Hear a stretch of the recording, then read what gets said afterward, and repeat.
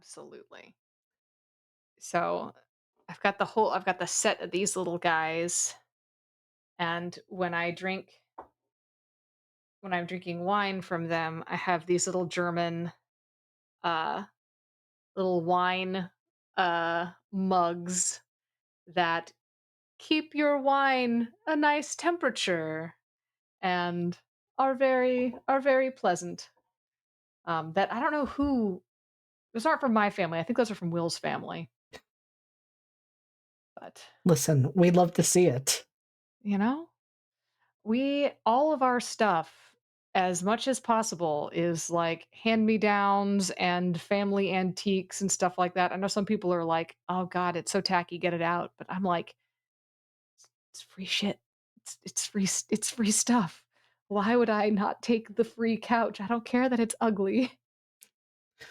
Absolutely valid. It's free, and I know these people don't have bed bugs. Like, What more do you need? what more do I need? I just love that you are committed to having your wine and teacups each time. It's just beautiful. It's my vibe. It's an aesthetic with the spinning wheel and everything else in the Spinning wheel, background. the giant loom that I don't know how to use still. I'm figuring it out. I'm taking a class at the Sheep and Wool Festival this year. Amazing. So you should come to the Sheep and Wool Festival. Should. When is it? Where is it? May, Howard County Fairgrounds.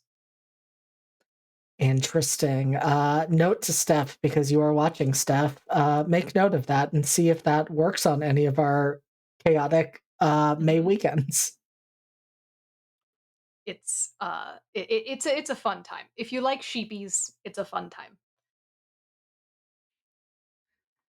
See, I am still convinced that you are in a cottage in the middle of the woods, because that is the vibe of this space. It this space very much so. The rest of my house is every other suburban, uh, you know, 3 bed, 2 bath house you've ever seen.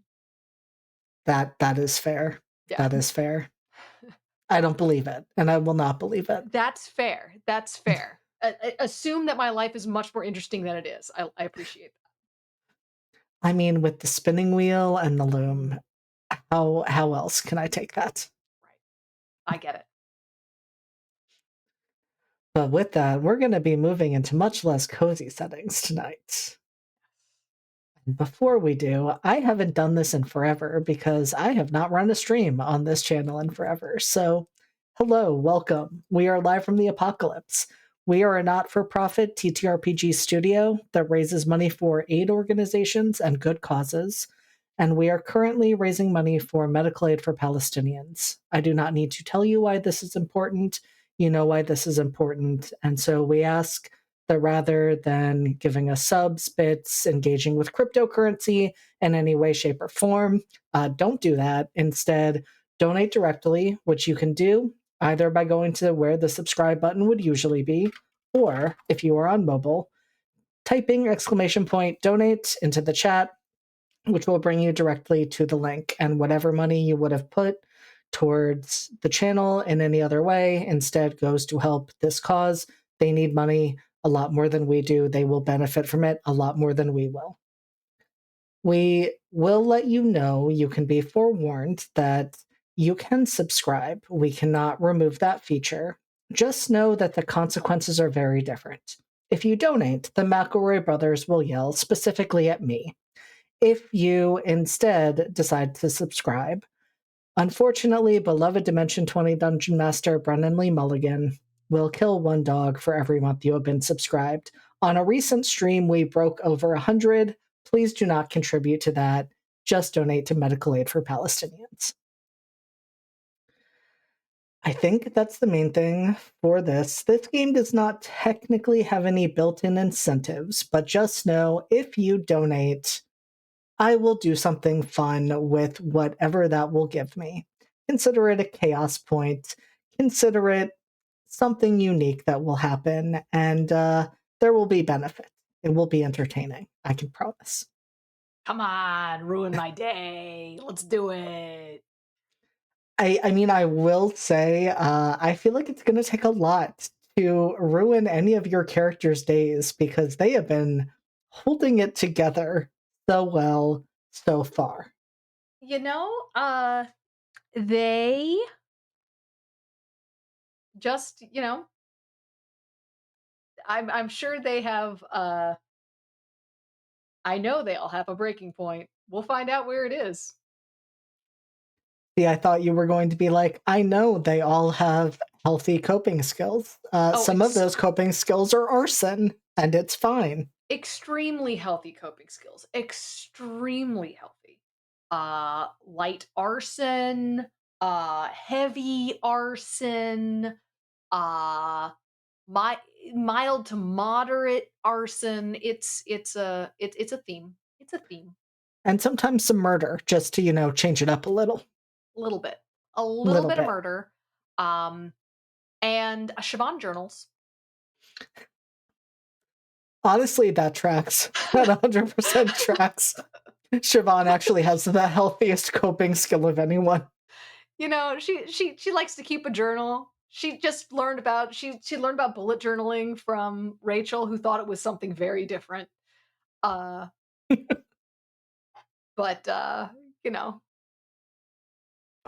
We'd love to see it. So, yeah, we'll see if any of them get near their breaking point. And actually, with that, I'm going to turn it over to you, Della, to introduce yourself and your character, because as you may have noticed, we have only one with us tonight. Well, four, technically four with us tonight, but only one member of the cast. And that is because your haunted duplexes are going to be going on a special journey.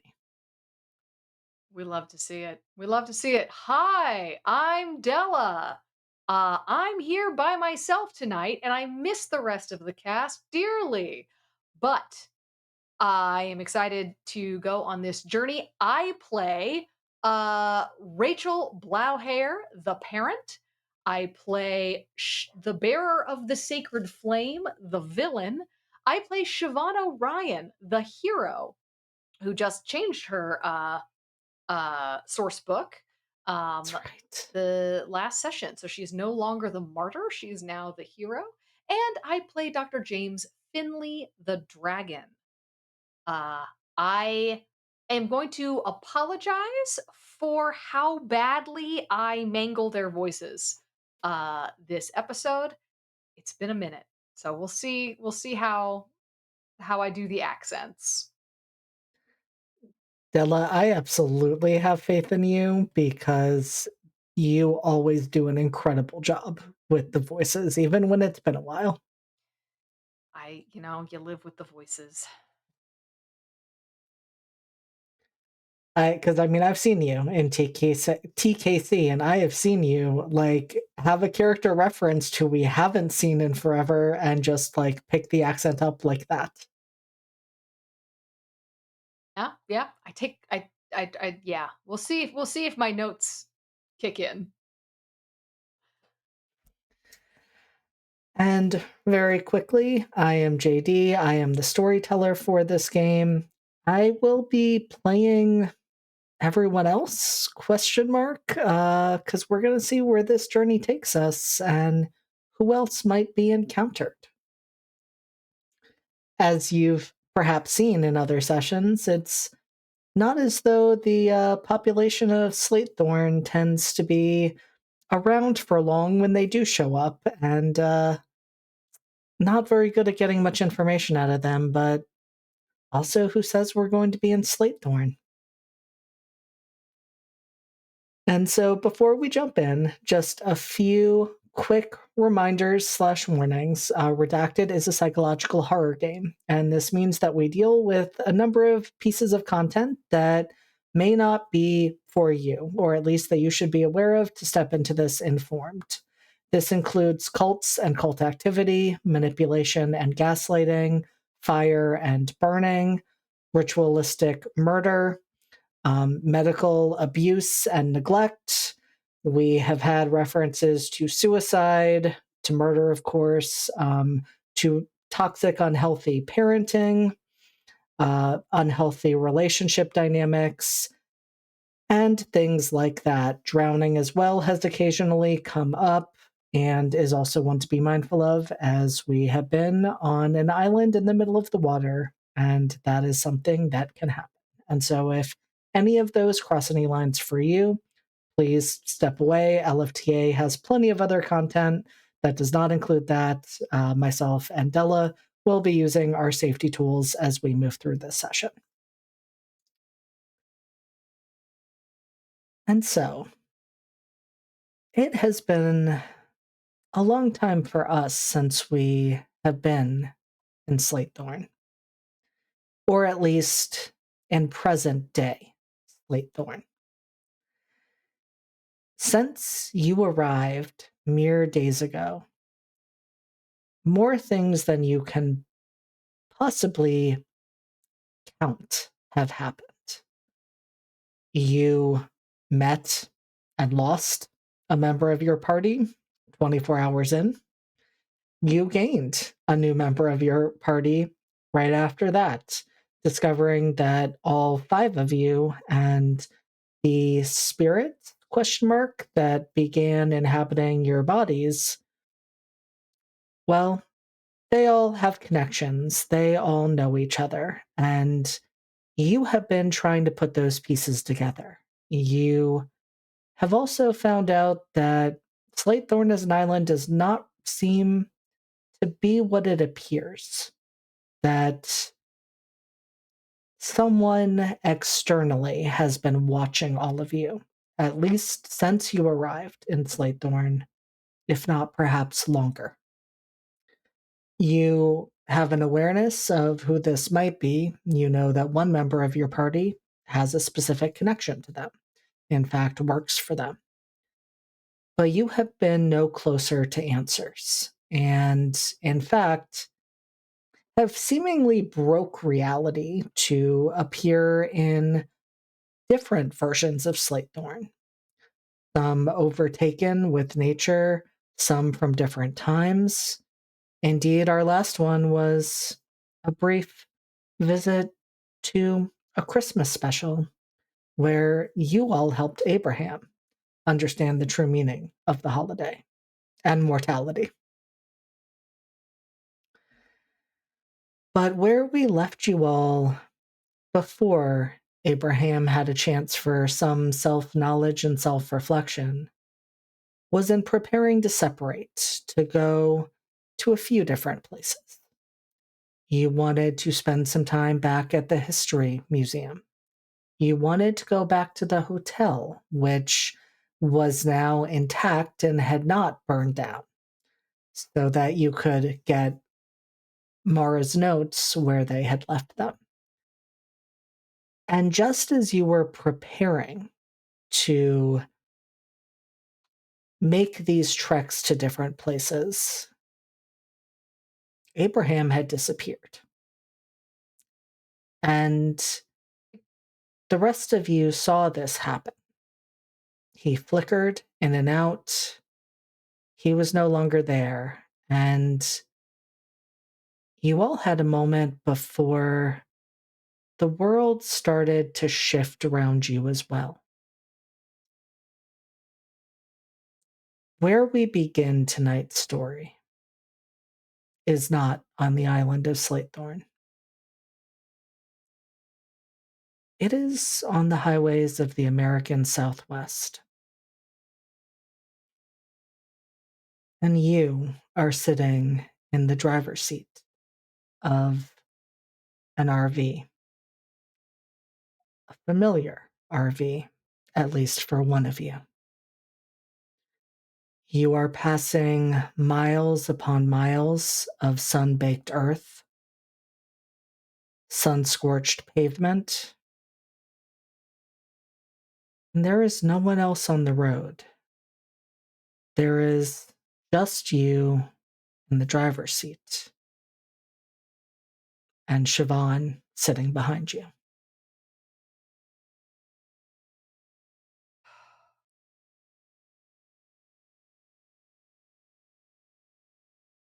Why the hell are you behind me and not sitting in the passenger seat? I I don't know. I'm I just got here too. I Do you want to pull over to the side of the road and I can try to get up there?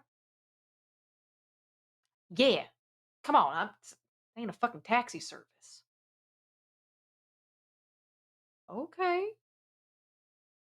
Siobhan will maneuver through the RV to get into the passenger seat.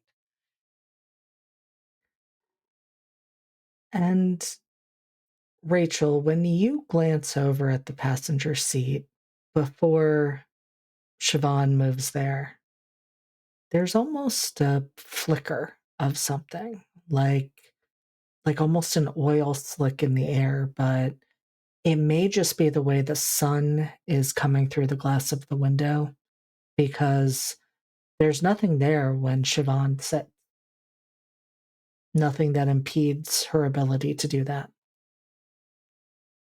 I'm gonna do it. I feel like I want to do a roll about that. I think I wanna read the room. I think I wanna try to use 2 steps ahead on this one. I am all for that. It's a little early to be making rolls maybe, but Never too early to make rolls. never too early to make rolls. That's uh oh gosh, what is read the room? I don't have What my is that is awareness. awareness. Okay, sick. So that is a 10. Awesome. That gives you 2 questions. Okay, let me pull up my rule book because I have my playbook, but I didn't have my rule book. Da-dee-da-doo. So I get 3 questions, including. So I'm going to ask the first one first, the extra one I get, which is what here poses the greatest danger to the most vulnerable of us? And I think Rachel's estimation of the most vulnerable of us in this moment is Siobhan. And I'm going to respond to that initially just with a question, just so I have a sense. How does the bearer of the sacred flame feel about Siobhan?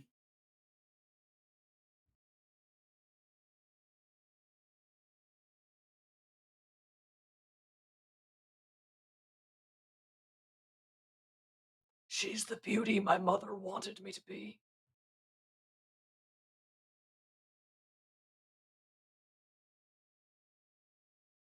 To exist in this body is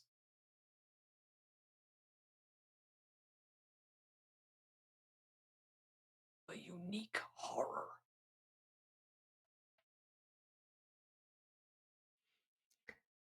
And so I think a partial answer to that is that at the very least, there is tension between the bearer of the sacred flame and Siobhan. I do not know that Rachel would see that as the greatest threat, but I think it does stand out to her that in this moment, there is nothing else around you. There is no one else around you. And so, aside from the 4 of you, you are alone. So, the other greatest threat would simply be like an act of God, making the road collapse in front of you or something like that. Okay. So there's like the road dangers, there's like exposure dangers since we're in a desert. I don't know how much water there is in this thing, but presumably I packed it, so there should be enough.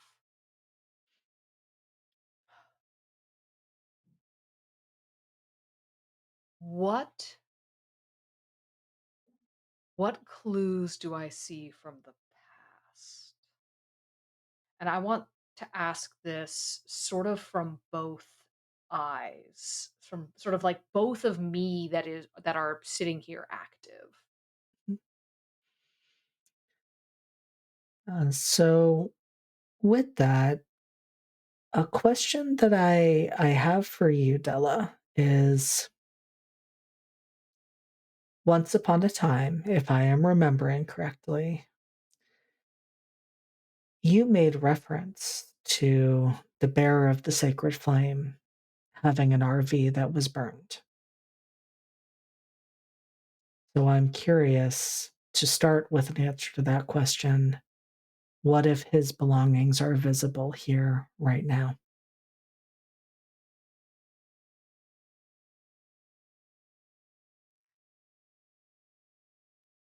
I need to ask a clarifying question because my ears did a thing. Would you say what of his belongings or what if his belongings?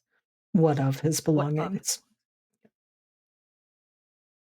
I think the one that is probably the most obvious is that little twist of green satin ribbon tied around the rear view mirror, um, along with uh, uh, Rachel has kind of like one of those hippie witchy aesthetics, like as part of her nature. So she's got a little like dream catcher and like little crystal thingies hanging down from her rear view mirror, and now there's also this twist of green ribbon.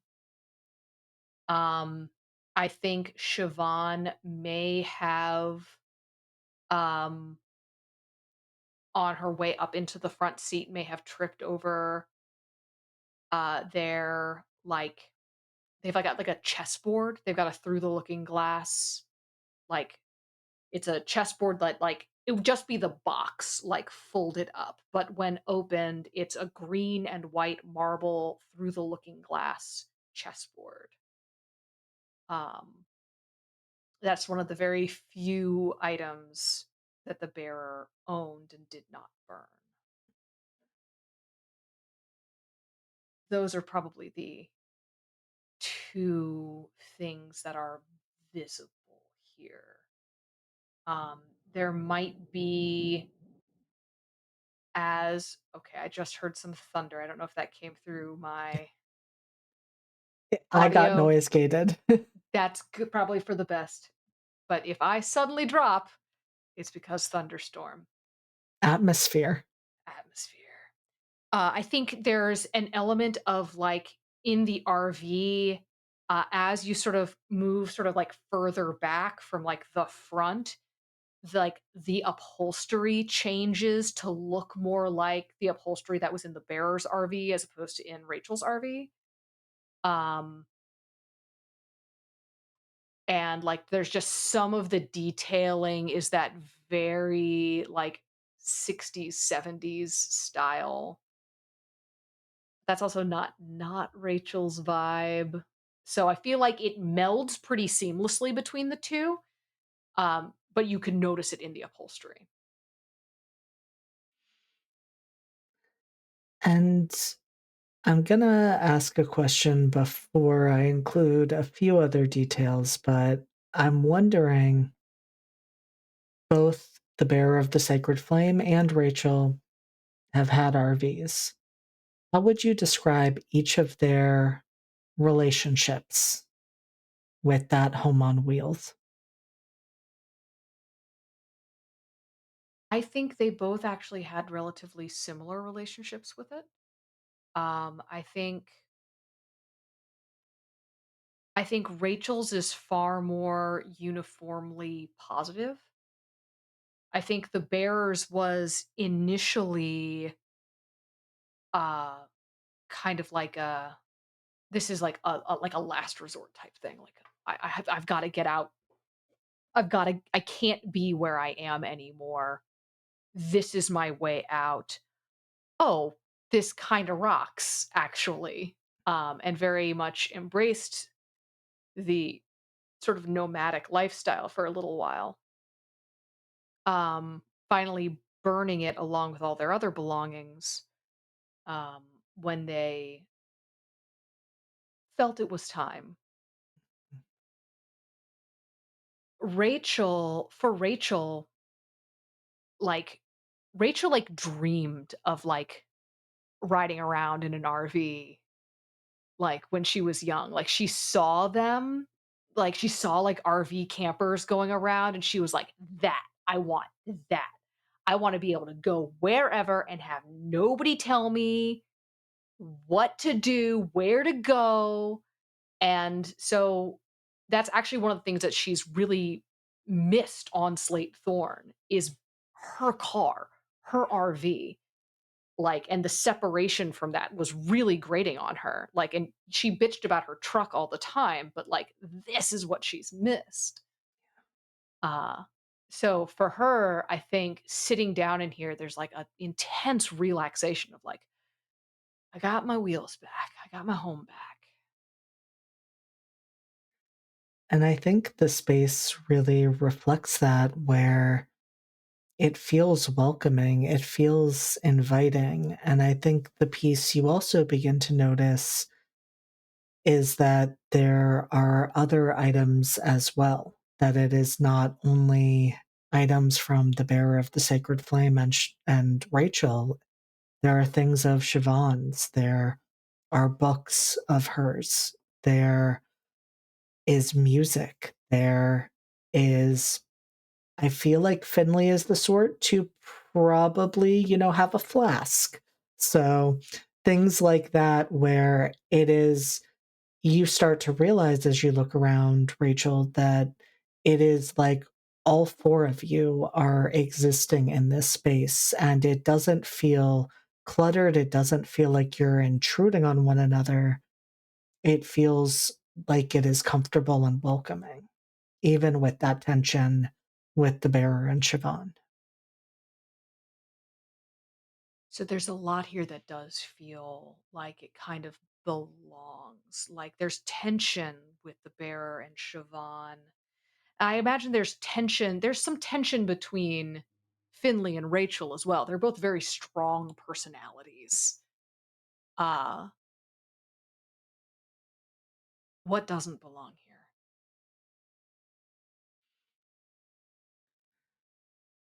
What doesn't belong here is that as you look around, I am going to make an assumption here. You can correct me if I'm wrong, but Rachel is aware of her surroundings. She likes to keep an eye on things, and I would imagine there's probably a handful of pinhole cameras stowed in various places around, just on principle, to ensure that, if anything needs to be caught, it is caught. I'm guessing more are probably dedicated to looking outside, but there's probably still a handful in there just for that added security. Mhm. There shouldn't be this many. Rachel is very attuned to any sort of bugs or Mhm. surveillance. And I think just sort of in taking inventory of those as she looks around, there's that moment of, that shouldn't be here, and that shouldn't be here. That definitely shouldn't be here. And they all look like yours, like it should blend in seamlessly, but that is the piece that I think would stand out the most of not belonging.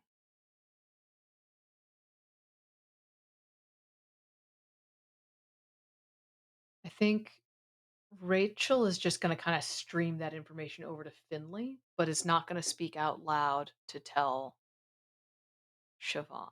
Like, just going to stream that information over to Doctor Dr. James.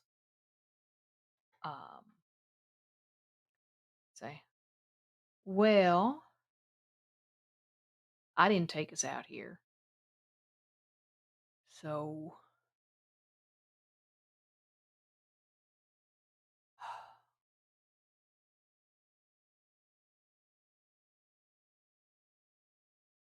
what do we think is happening? What do we think is going on? Siobhan kind of looks out the window, sort of at the desert, and says, I don't I don't know. I haven't known what's going on for a long time. It's weird. I feel like the only times I really know what's going on is when things get really crazy and I've gotta do something drastic, and then it's just then it's just back and I'm supposed to sit in a car and drive down the road like nothing happened. Like I didn't shoot my ex-boyfriend.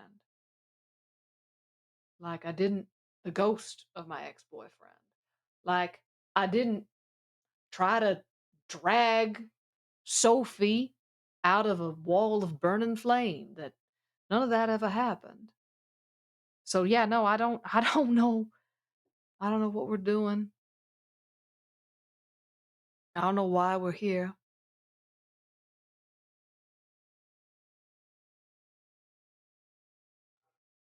I don't know what this experiment is. I don't know what they want from us.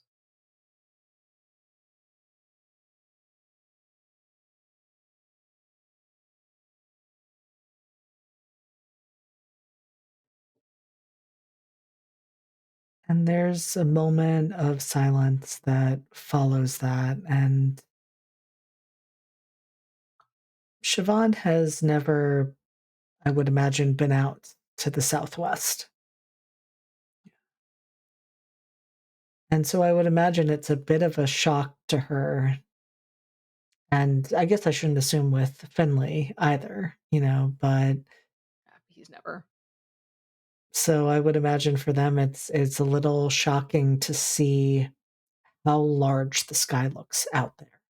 That it feels so expansive and almost like you can touch it even though it's so large, like it stretches from horizon to horizon. And it just so happens that you're coming towards sunset. And so the sky is made up of hues that would never appear on the East Coast. The reds and golds are just electrifying to witness. And being so far out in the desert, there's also no light pollution from anywhere to be disrupting this view. There's no buildings to be disrupting this view. It is just the mountains starting to begin to swell in the distance and the desert that leads up to them. And I think it's the mountains that maybe catch Rachel a little bit off guard because Rachel strikes me as someone who knows her geography. Mhm. And well, mountains certainly do appear in plenty of places in the Southwest. The structure of them feels off here because it's almost like when you look ahead, you see those mountains, but it's like a singular mountain just rising, not moving into a larger area. It's like someone took a mountain and just dropped it in the middle of this highway. Rachel sort of frowning, sort of sees that, just kind of frowns. And Finley helpfully speaks up then. It is called a monodoc or a lonely mountain or something like that. It is a feature of various plains. Um, Generally, when you get a different type of rock than the surrounding area, erosion takes everything else down. But you have this one. Your Maryland has one called Sugarloaf. But most famously, in Australia, you have Uluru. I think called incorrectly Ayers Rock. Is one of the more famous monodocs out there. Thanks, Finley. Thanks. That's real helpful. Any idea? I don't reckon there is one in the American Southwest. Do you know? Do you? Why do you know that? I went to graduate school. I read all kinds of books. I'm surprised you don't know that. Alright. Alright.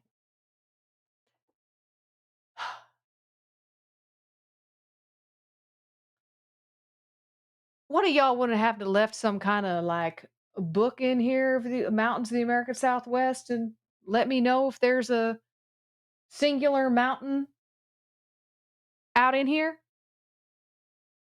Can any of y'all look that up? Siobhan and the will just be like, maybe go rummage in the back. Can I make, I guess, just like a general knowledge roll to see if this Yeah, is a place I recognize? I think that is very fair. I'll let you roll, let me I was gonna say something, let me reconsider that. Yeah, I'll say, like, this is a, uh, hit the books, The books. Okay. and that's gonna be a knowledge roll. Yeah, I don't actually have any hit the books moves. But I'll roll because Siobhan's the one sort of doing this. Oh man, I'll use her knowledge, which is plus 0. Um, is the bearer helping? I don't think the bearer is helping. I don't think the bearer is feeling helpful. Okay. No, that's a 6.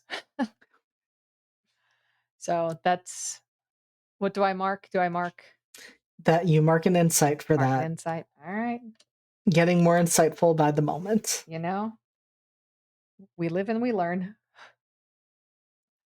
And I think that tracks because if Siobhan is looking, she's not finding any books like that, so she's not really sure and would likely just be like, "I guess that sounds right. Like, I can't give you any more information, but sure, sounds possible." I think the bearer is going to be in the background of this. Like, don't be fucking stupid. Roll with shadow. like, uh, And like. and I'm gonna say you don't even need to start by rolling with shadow Mhm. because as you're approaching, you're noticing that something seems off about the color and texture of the mountain.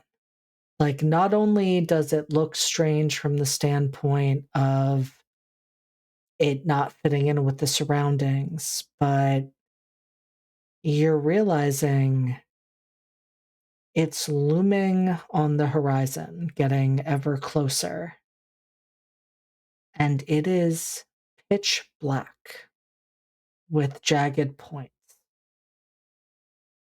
And I think especially for Rachel, her mind would go to, "That looks like a mountain made out of obsidian."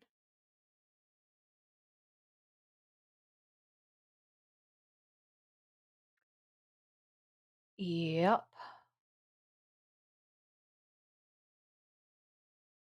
What do you make of that, gang? Uh, I think Siobhan sort of looks up and her face kind of twitches for a second and she's like, the bearer would like me to point out that uh in their mind that is a sacred material and they have many many knives made of obsidian and they are very excited to go there because that is to their mind a holy mountain. All right, so I we should just turn this van right around. That sounds, we should just turn this right around. Yeah, I think actually that would make the most sense to me. Yep. Uh and Rachel is going to try to turn the van around. I mean, I think that is very, very fair. And I think my question for you would be, does the bearer have a problem with this?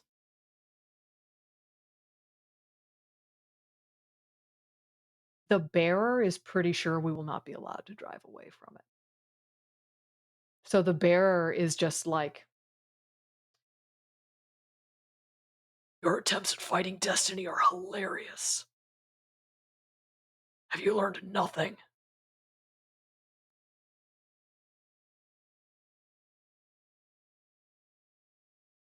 Rachel, you turn the van around. Mhm, Nothing stops you, nothing gets in your way. You can slow down and pull a U turn, mhm. and you can see that mountain getting further and further away in the rearview mirror.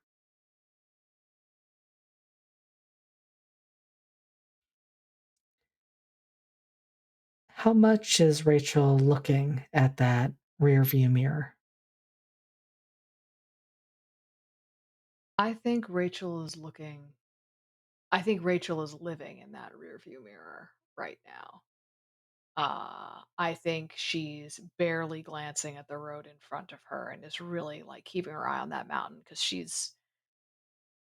she's not sure the bearer is wrong. Like, it's never this easy.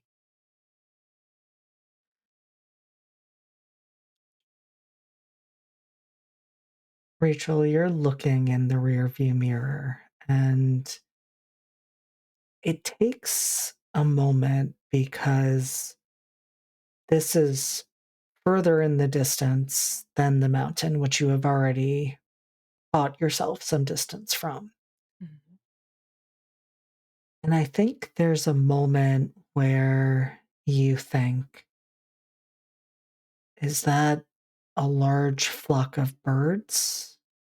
What what is that that's moving across the sky? But it's far enough away that your attention is still primarily on the mountain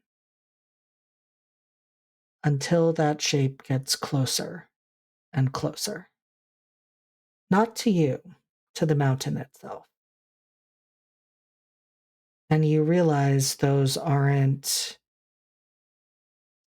thousands of birds packed in close together. Those are just two wings that are beating against the air. And I imagine Rachel doesn't know what to make of this because the only word that comes to your mind is dragon. And you see it perch on top of that mountain made of obsidian that is still starting to get further and further away in that rearview mirror.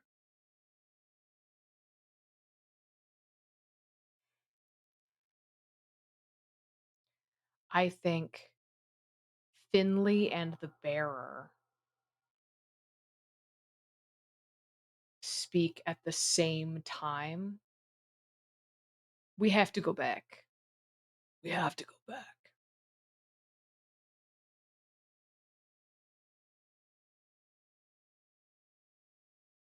I think Finley says to Rachel, "You have always thought of yourself as the phoenix. You are constantly being reborn. That is me. That is where we begin. Destruction, the fire. Come, we must go. We must go back. Turn it around."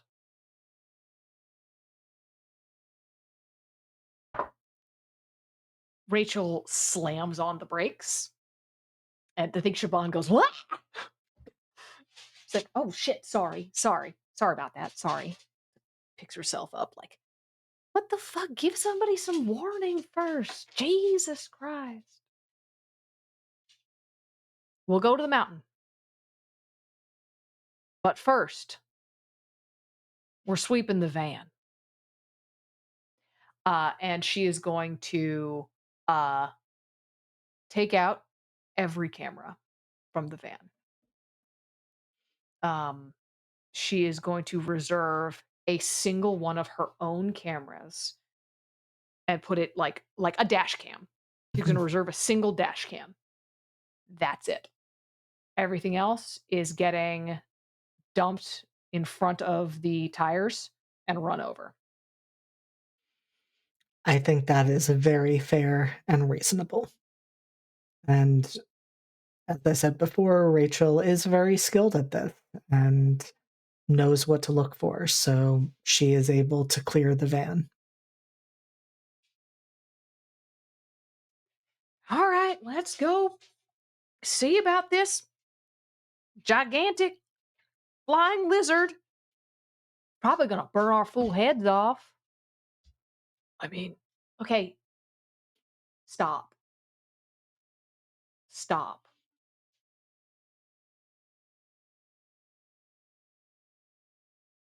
Wouldn't be the first time. I I don't wanna know. I really don't wanna know.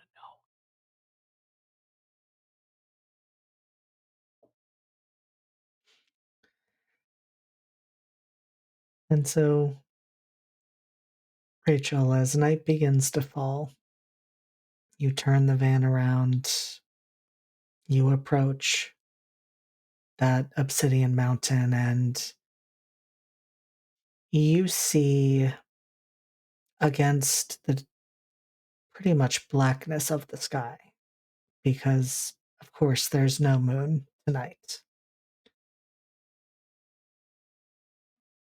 Pinpricks of flames as that dragon exhales. Gonna light my fool car on fire, gonna set everything, it's gonna burn everything. I God damn it. Uh, she'll keep going. She directs Siobhan to get out the fire blanket, a case of water, the emergency extinguishers, and the first aid kit, the extremely stocked first aid kit uh, from the van, which she does, the bearer just being like, this is insulting, except except the blessings of the flame. And everyone else is like, absolutely the fuck not. The rest of us don't have SIBA, dude.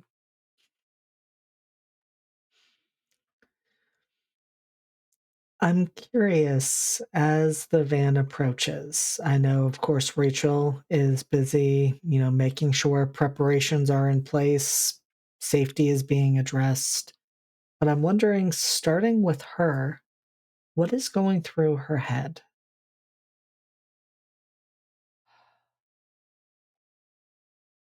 She wants answers. And if this is where she's got to go to get them, then this is where she's going to go. She is tired of dancing around things. She's kind of glad they're still going towards it. Like I think there was a part of her as they were driving away that was like, I'm sick of running away from these things. I'm sick of that. Like it's the smart thing to do, but I'm fucking sick of it. I'm sick of being so careful. Um and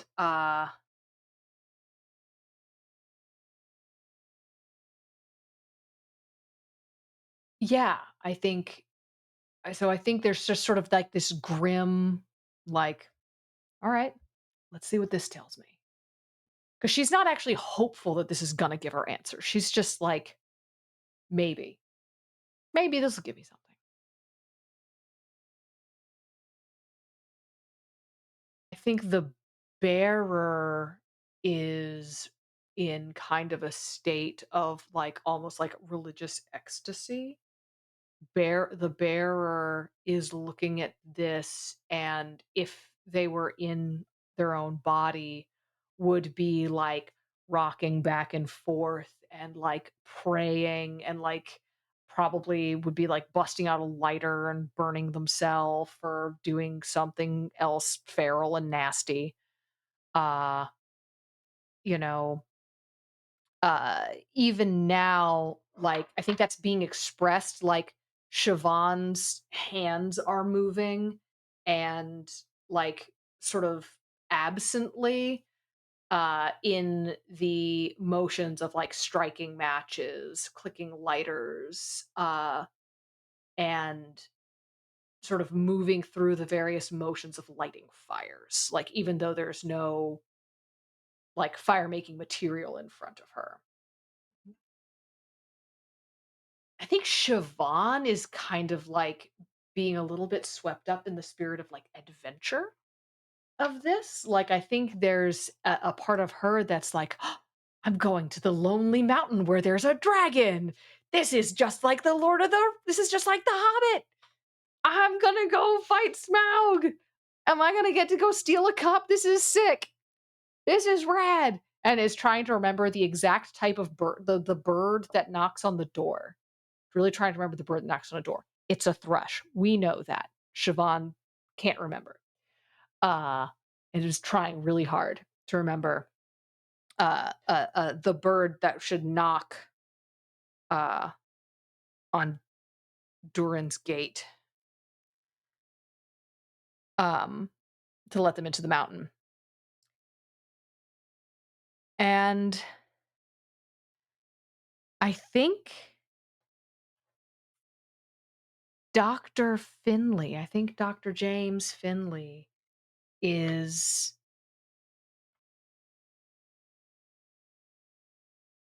uh, kind of just quiet. Like, there is a piece of him that sees this creature and is just like, "Bro."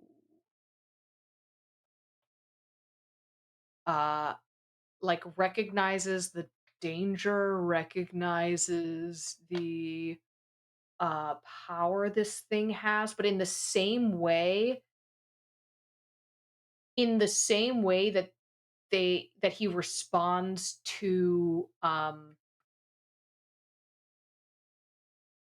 oh god, the doctor in white who's Thurston? Thurston. In the same way that he often responded to Thurston of like, "Yes, brother. Terrible brother. Less terrible brother." That's kind of the vibe that he's looking at this dragon with. Um, and also there but then also there's just like a nerd in him, like a geology nerd that never got to really do be a geology nerd because, psychiatry paid better. Uh, which, because there weren't oil fields, back in the day. Uh, but there were a lot of insane people. Anyway, the he he's just kind of like, "Ooh, obsidian. This is neat. They didn't have this in Germany." um, so that's kind of where everybody's at right now, sort of varying levels of sort of like interest, trepidation, worship.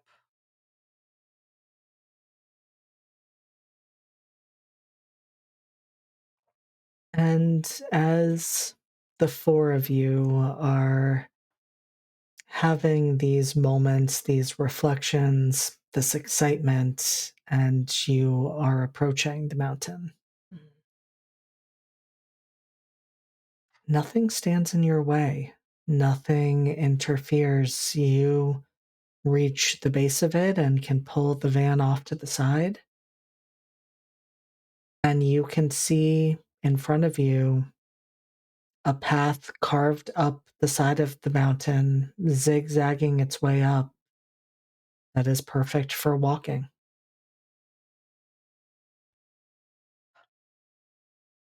All right.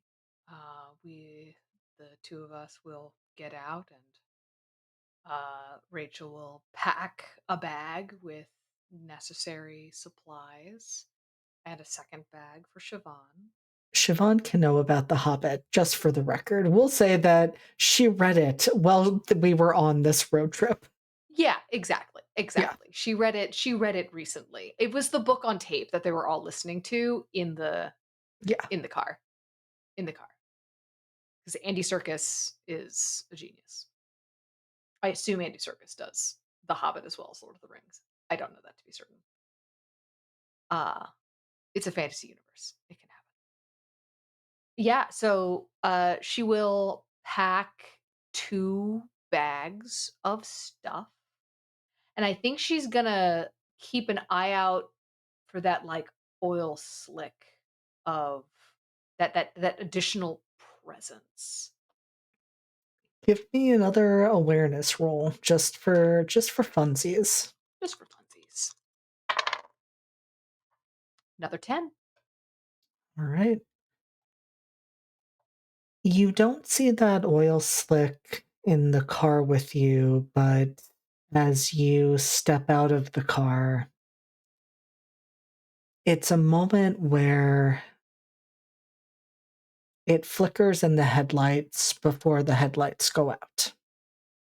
And you see that figure there caught in that glow. And you're not sure whether the figure disappears or that's when the headlights turn off.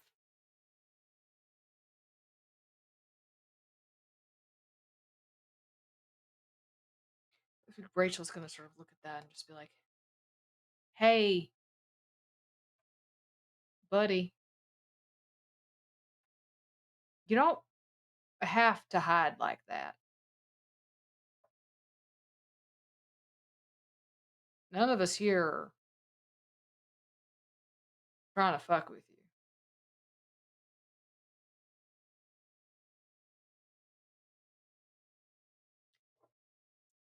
You wanna walk with us, be awful polite to introduce yourself."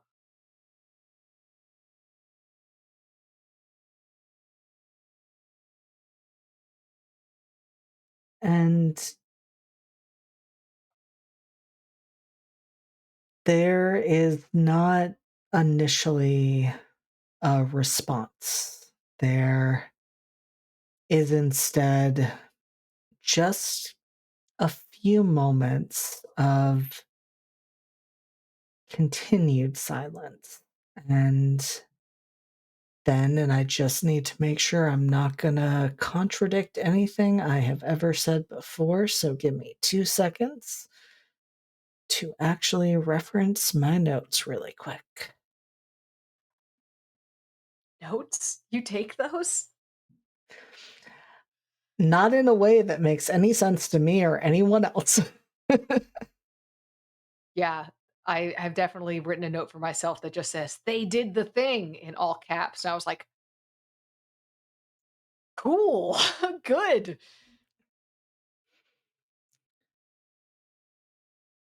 And so, Rachel, you you are talking to this figure that is appearing there kind of in this oil slick type shimmery imagery. You hear the sound of fingers snapping.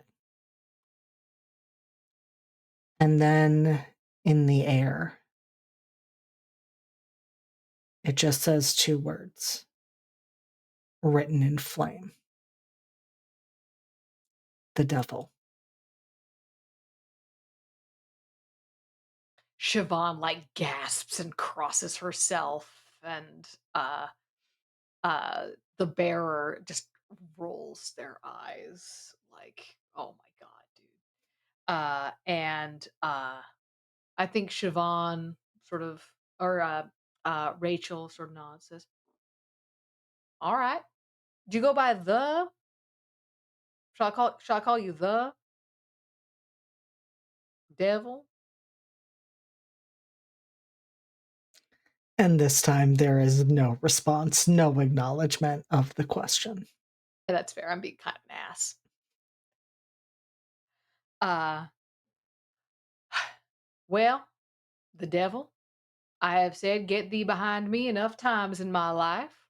So, if you'd like to continue following us up the path, I suppose be my guest. And I think that is a wonderful time for us to take a short 10-minute break before this. I was about to say trio, but it is not a trio. It is not a quartet. A quintet? It is a quintet. It is a quintet. We think it is a quintet. I suppose we shall find out if that is accurate. S- if we keep adding too many, we're gonna have enough for. Oh my god, we could already have a ska band. How many of these kids know how to play a trumpet? Questions that we will find out when we come back.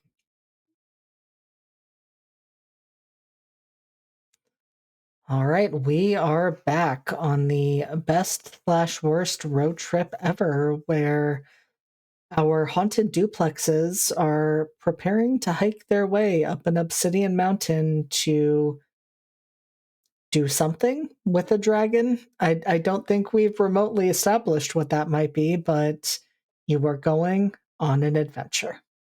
We're gonna go check it out. And you have the addition of a figure that has only appeared as an oil slick and identified themselves as the devil. But that seems fine. And they are indeed behind you. Mhm. So you begin your way up. Am I remembering right that Rachel has a body count of 3 to her name? Uh, 3 confirmed, and there's sort of a bunch more that are, like, related to actions she's taken, but she's has 3, uh, uh there's 3 people that she has personally put down. And so as you begin starting to make your way up the side of the mountain, you begin to notice bodies. And Rachel, it is certainly more than 3 that you recognize as you begin right around the base of the mountain. Does it stink? No, Does it smell like corpses? it does not. It appears that these bodies are just there, looking as fresh as the day they died.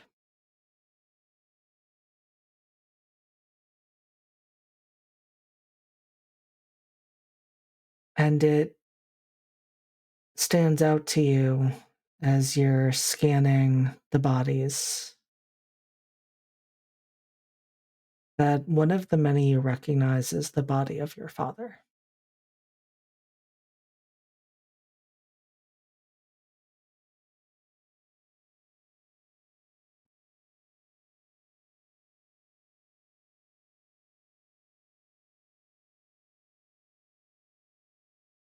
And the thing you know there is you were not the one responsible for taking his life, yet he is there.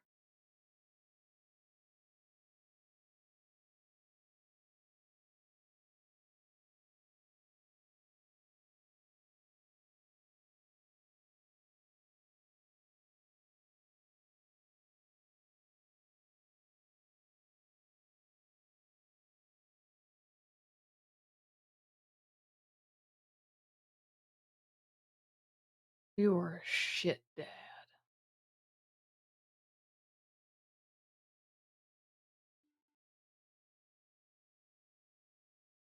And she's just gonna keep walking. She's gonna, I think, yeah, I think she just sort of keeps walking and, um,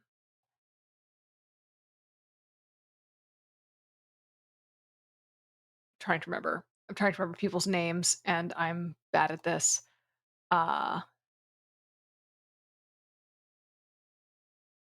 what is the other parent's name? Because I'm getting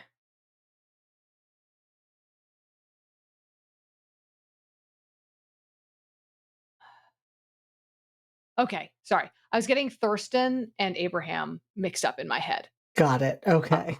I panicked and was like, "Oh god, what is the other parent's name?" yeah, yeah, I was getting Abraham, like Thurston and Abraham mixed up, which is, I mean, you can see it. Like you could see Yeah, why I no, would get you those two absolutely can. mixed up.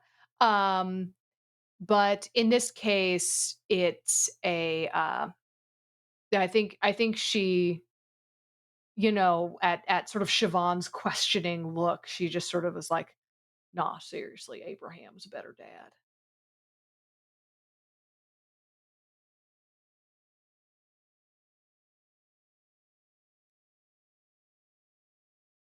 So, I have a question that I've wondered about, and I think I know the answer to, but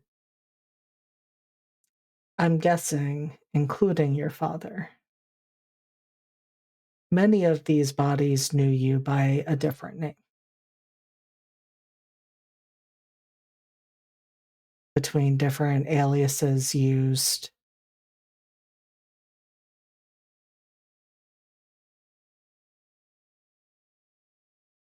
you hear those names whispered as you walk through.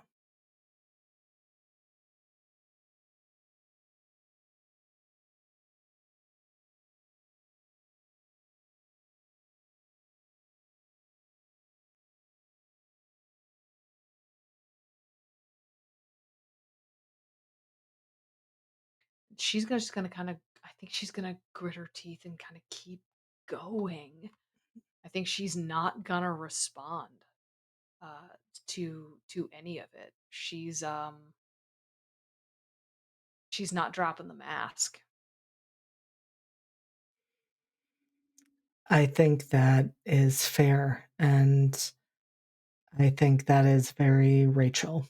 And Rachel, you grit your teeth, you push through it, and you realize pretty quickly, and I think your mind assesses this in a few different ways, that you're feeling this oppressive heaviness on you.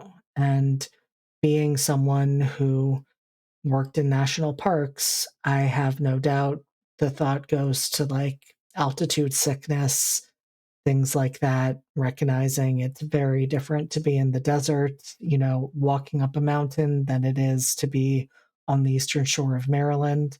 And even though nothing makes sense in terms of what should be or shouldn't be affecting your body, Mhm. that crosses your mind, but you realize it's more than that. And I have to ask, what emotions is Rachel masking?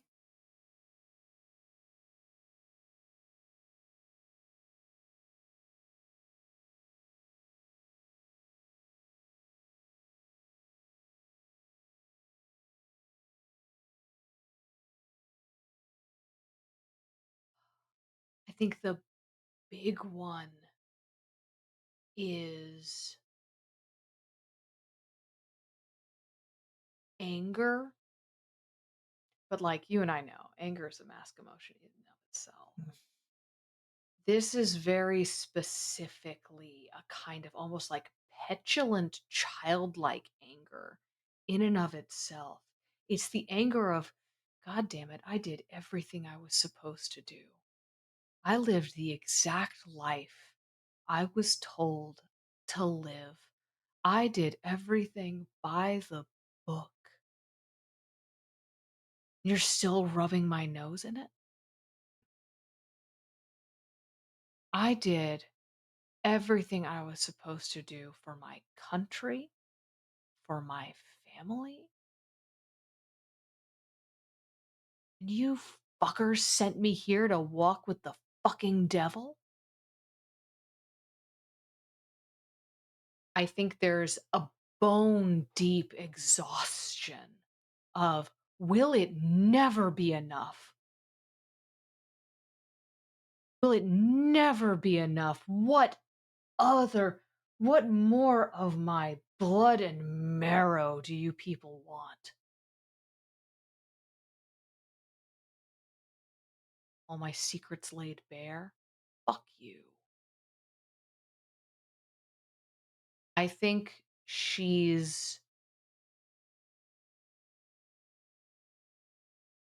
I think there's fear, but it's like vestigial almost. It's there's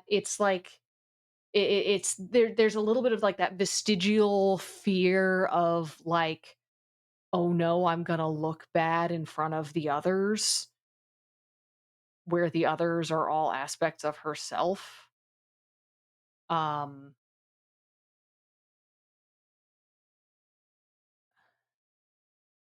but I think what's really dragging, what she's really having to grit her teeth against is that exhaustion, that feeling of just, you fuckers cannot let me be.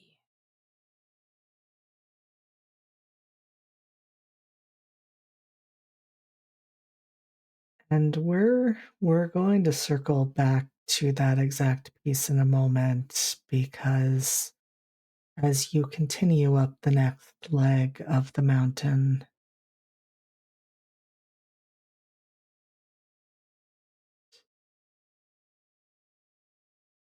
I can only speculate on what the potential body count for the bearer of the sacred flame is. I would imagine a number of these bodies are burned, or if not burned, have burn marks on them, denoting that. But I do ask you, are there any surprising bodies mixed among them in terms of the different ways death has touched the bearer of the sacred flame?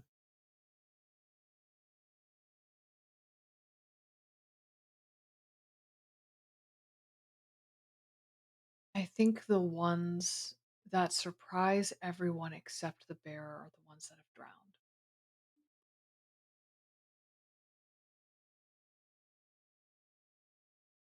Uh, that was the most dishonorable death. Um, and I think the one body that they avert Siobhan's eyes from is the one of a, young woman in a hospital gown, with a bracelet from an oncology ward. That's the only one they look away from.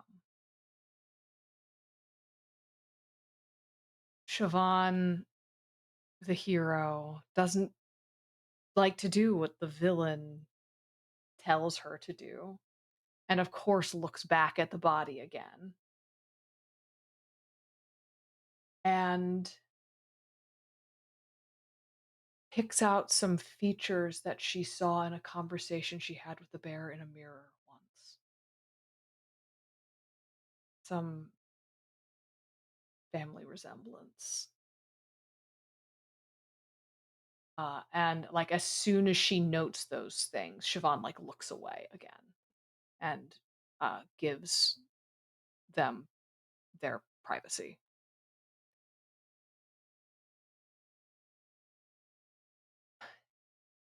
The other bodies, there's probably more of them than they thought there were. The Mm. bearer's like personal the bearer presided over probably like 50 like straight murders, uh or like burnings of people throughout the camp.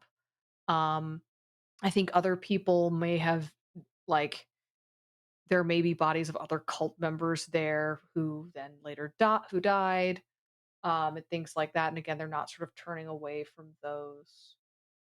Uh, but they, whenever you know,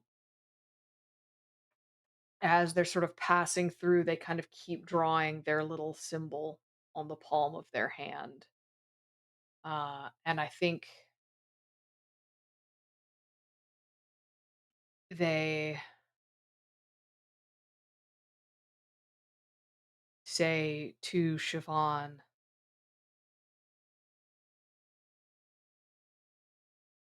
"Would you consider taking a mark somewhere?"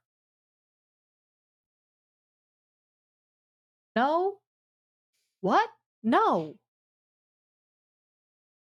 No.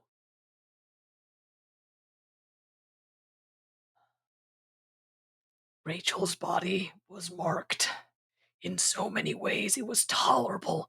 This is. How am I supposed to live like this? Pristine.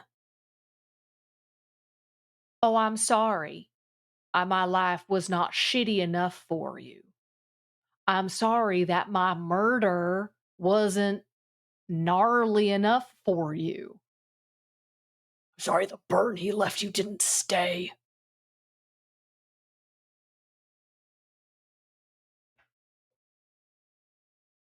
Get in the fucking hole.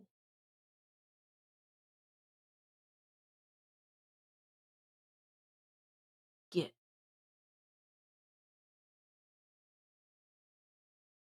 And the bearer gets.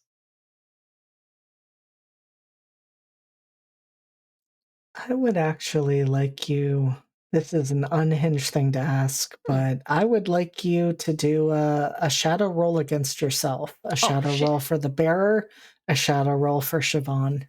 Hell yeah, hell yeah, hell yeah, hell yeah. The bearer has a 0 in shadow, which shocks me. Okay, that goes with the past roll. So the bearer, the bearer gets a 12. Like that's two sixes. All right. Okay, Shiv, you've also got a 0. Yeah, the Shiv gets a 4. Uh,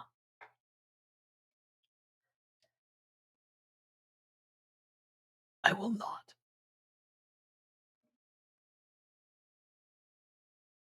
What are you gonna do about it?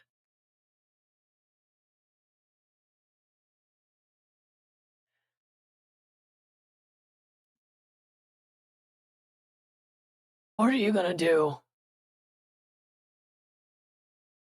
Pretty princess. Your pampered life. What are you gonna do?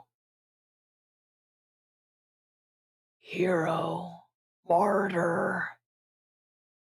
What are you gonna do?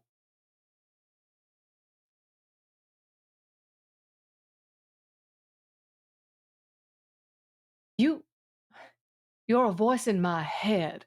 You can't do shit to me. Can't I? Can't I? Uh, I'm gonna do like before I go ahead and do this, I'm gonna give a quick trigger warning for some self-harm. Yeah. Uh, we're on a mountain made of obsidian, right? Assume there's little jags of it places. Mhm. Yeah. The bear is going to go kick off a piece of obsidian, is going to hold it, and is going to not deeply, but on the skin of the forearm, draw 3 quick slashes. Their 3 slashes, the one long one with the 2 short slashes on the sides. Uh, Again, not deep, they're not, but yeah, they're just gonna just mark very quickly. I'm letting you keep the tendons in your hands. You should thank me. Throw away the bloody rock. It's a privilege to be here, to bleed here.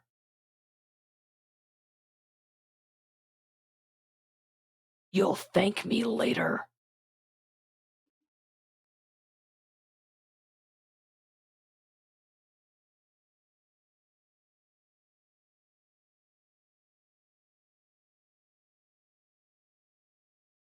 And I think Siobhan, uh,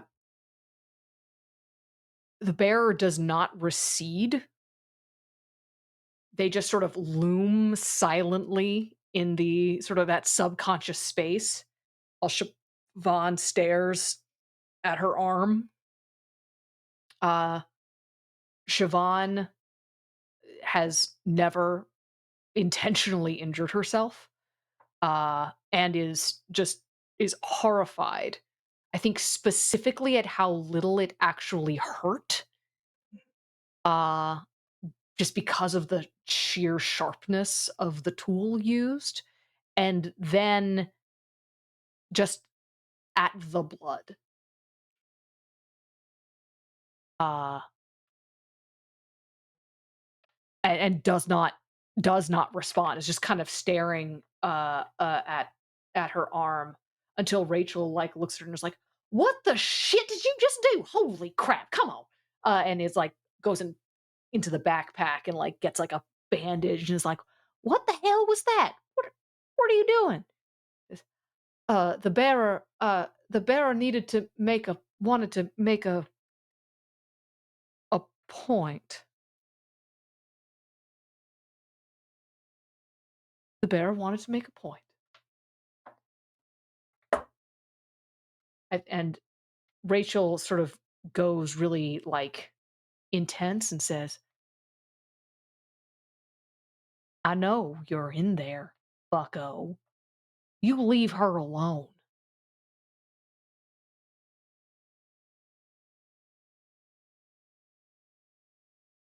And the bear just looms, not receding,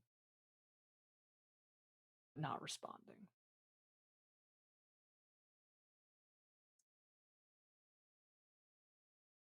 And I'm wondering, before we get to the next leg of the trek up the mountain, how Siobhan feels having her autonomy taken away from her again. Not great. Not great. There's she's not like Rachel. She's not like Finley. Rachel and Finley over there can have kind of have this like high level awareness. Finley from his studies and Rachel from, just being alive in the 25th century, 21st century. Hui. Uh 2025, 21st century. I was going to Uh say, Rachel is at least lucky enough that it is still 2023, in fact. So, those horrors are like she is protected from those horrors. yo. You'll That's take the Obsidian Mountain. I'll take the obsidian fucking mountain, guy. Uh yeah. So yeah, no, Siobhan doesn't have that same like kind of like even just an intellectual appreciation of like this is all me. These are all aspects of like Finley and Rachel can kind of have this like this is all me in some way, shape, or form. Siobhan's like, no, I'm me. I'm me. That's them, and they suck. Uh so yeah, no, she's feeling shit. bad. And I think is not hiding that. I think Siobhan is one of those people where if she's feeling an emotion at a 7 or above, she's crying. Um, and she's crying and she's mad that she's crying, so she's crying harder. Yep.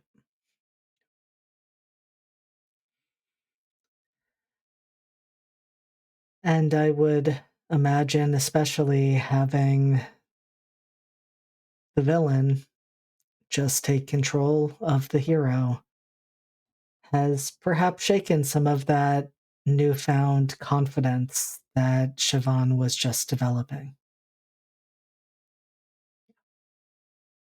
Oh yeah. And I'm also imagining that it likely does not help as you are continuing up the mountain. And during the next stretch, there aren't as many bodies. There, there are comparatively a handful of them. And I think it's These are rookie numbers. We've got to the pump these numbers up. Shut up, Finley.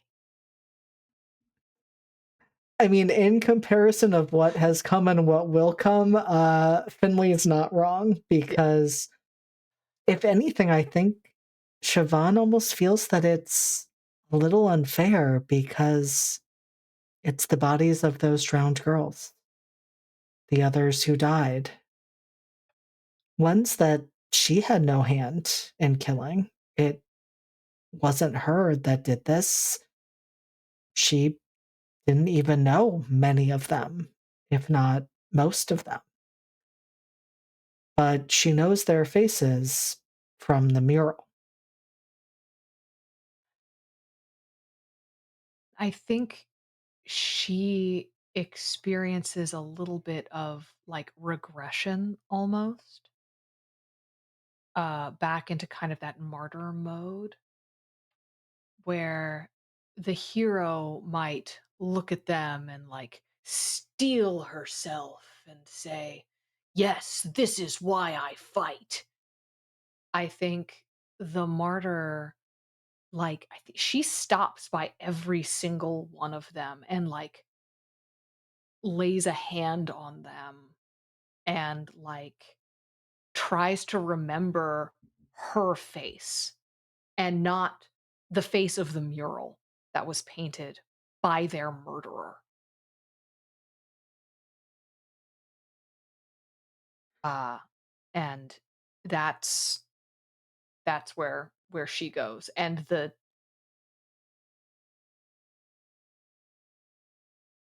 the taunting presence of the villain behind her um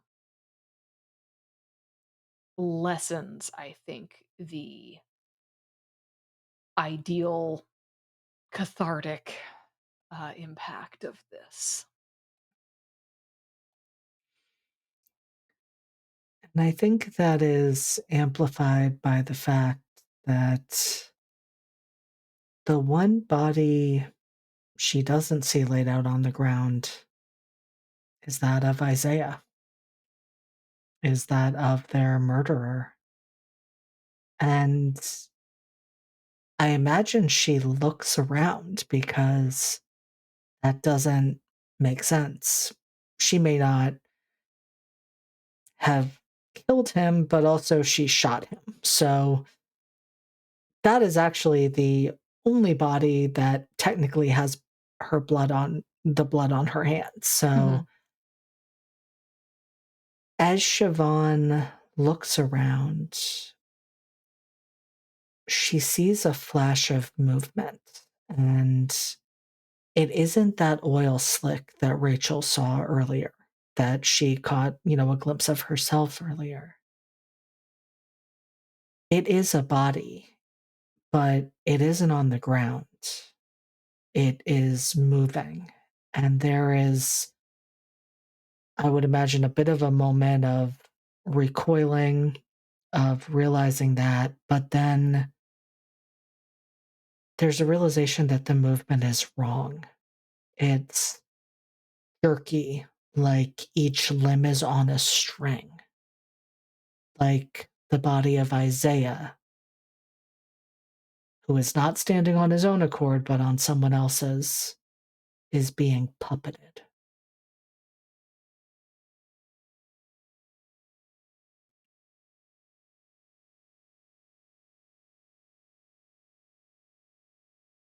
Uh,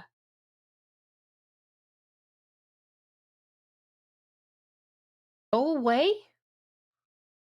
Go away. Get. Go on.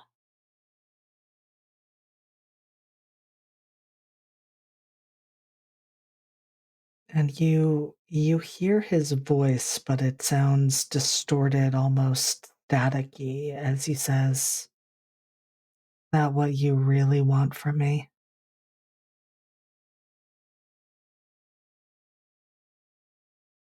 Yes. Yes. I go away.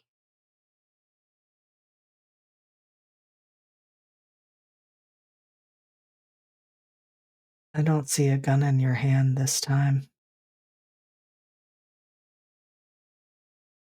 What will you do to make me leave? To make me stop haunting you? I'll feed you to that. She points up at the dragon.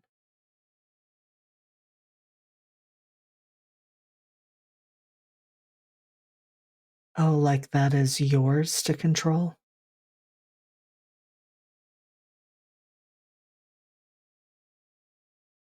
I don't reckon it's yours either.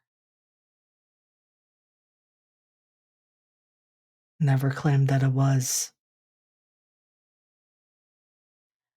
I don't really reckon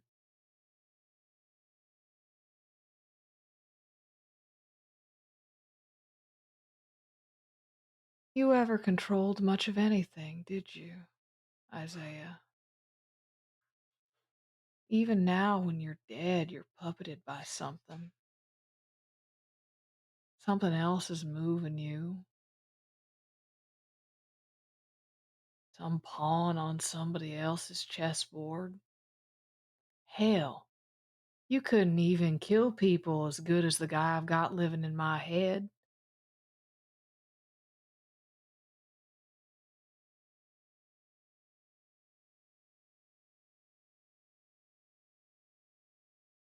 So, go on now. Get. You ain't welcome. You want to hang around somewhere you're not welcome? That's sad.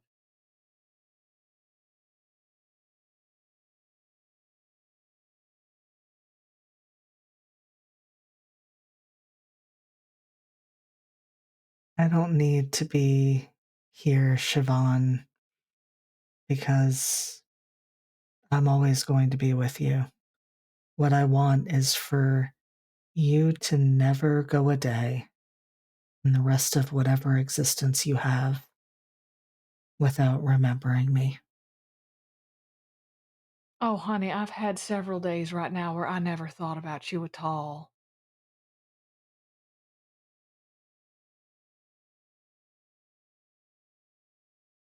And you see, it's almost like one of the strings snaps when you say that.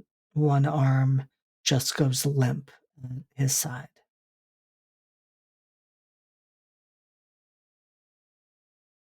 I guess if you want to get in line behind the devil, I guess you can keep on a walking with us. But I gotta be honest with you. I don't reckon, I don't reckon that whatever's up there is gonna want to deal with a Pinocchio act. So if you want to be a real boy, you best look for a blue fairy, 'cause that ain't it. Two more strings snap, and his body begins to collapse to the ground.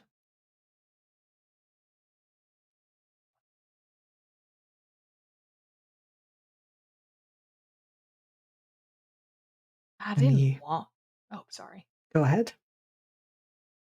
No, I want him to say something if he's He gonna. doesn't. He doesn't. There is just silence. Well, not completely silence. There's this background static, but it's almost like he can no longer form words.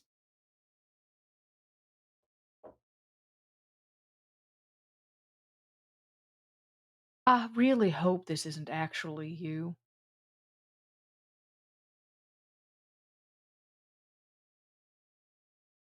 Or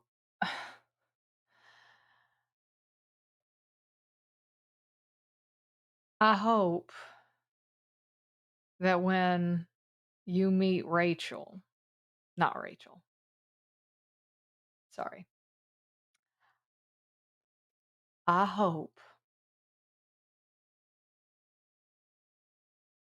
that when you meet up with Rebecca, because I'm sure you will, because you got the creativity of a, you know, engineer.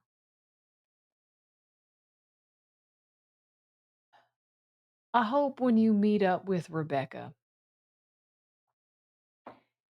that you remember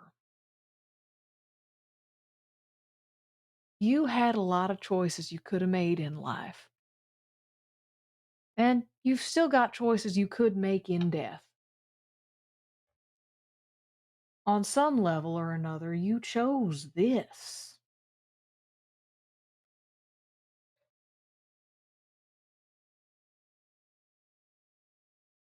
Ain't that sad?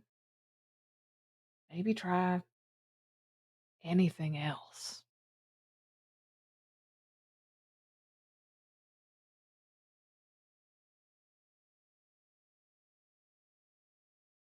And at that point, Siobhan, you just see his body splayed out, unmoving like all of the others.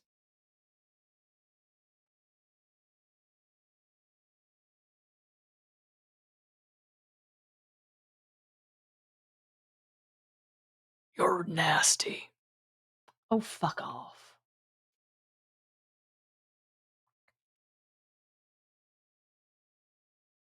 And with that, your quintet is able to continue up their way, reaching the final stretch up this mountain.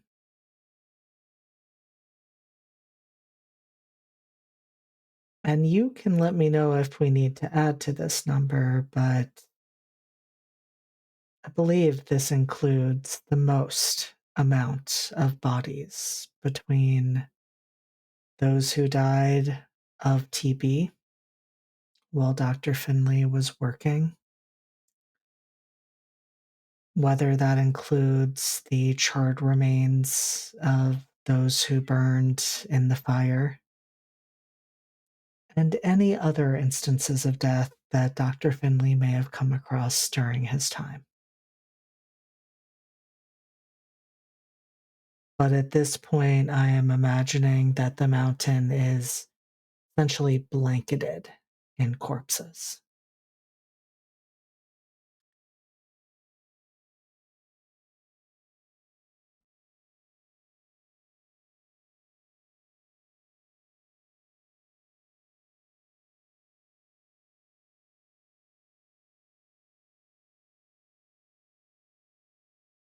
During the First World War, I was too young to be truly involved, but we saw what happened when the bombs fell. My father worked at the hospitals. We saw the war wounded. I helped, I assisted wherever I could, carrying water, carrying bandages.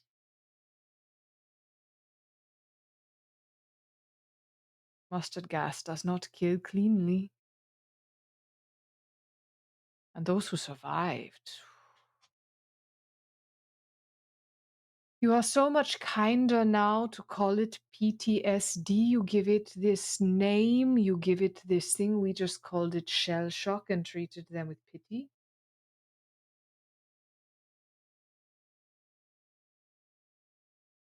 There's a reason I left Europe. Lots of memories.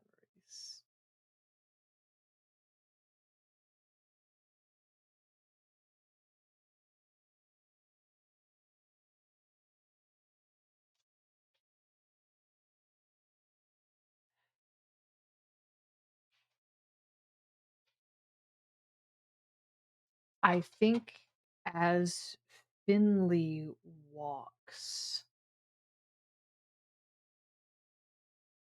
there's a grimness that sort of grimness really sets in. He does not look away from any of it. He looks at all of it. And he is not unshaken by it. He's not doing the thing Rachel did, where Rachel was just like, "Fuck." uh, he's like, oh, damn, I knew I killed a lot of people.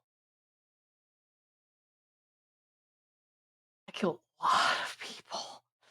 And I think comparing it to uh, those who came before him is just like, he made the joke with Siobhan's like rookie numbers, but he's like,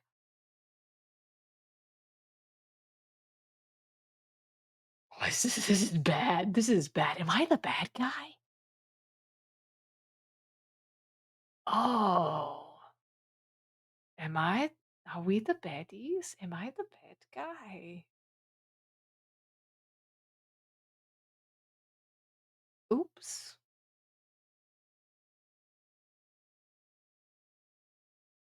I'm curious when Dr. Finley particularly sees the bodies of those who died in the fire.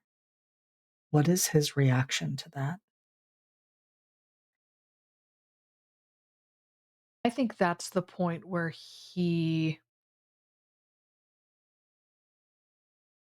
if he were in his body, would be weeping.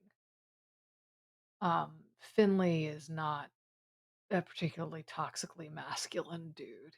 He's he's a child of the late 1800s, early 1900s. It's fine for a man to cry. Um, especially an academic like him.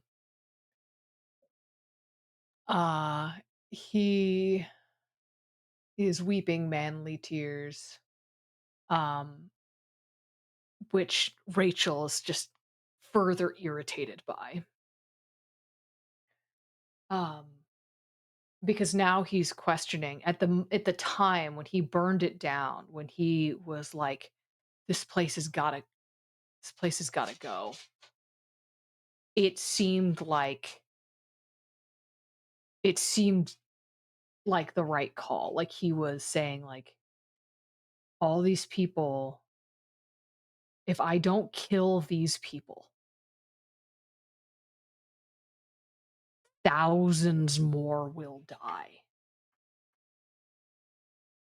We've already got people under quarantine. I'm just taking the next step. It seemed like such a necessary thing at the time, and now he's looking at it just like, "Was it? Could I have evacuated? Did it have to happen like that?"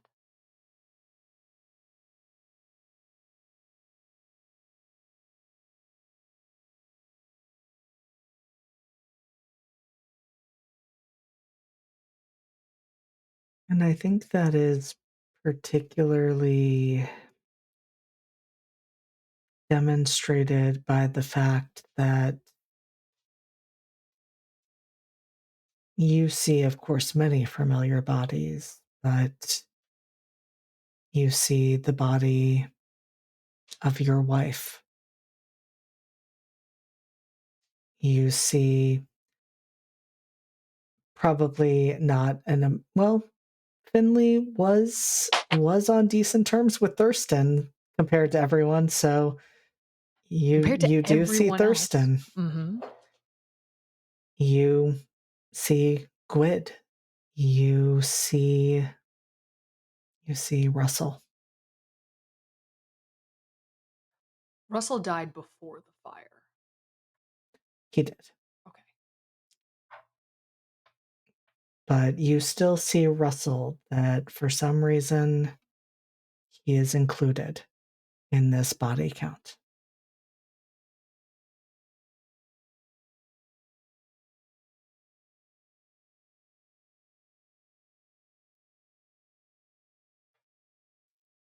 You know, I told Thurston I would do it again, Rachel, but I don't think I would.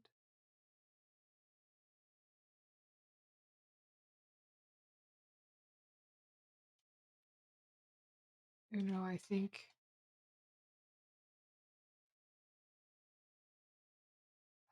wonder if we become addicted to the idea that evil can be stomped out through one rash action, that it can be fought with guns and fire. So we burn it down.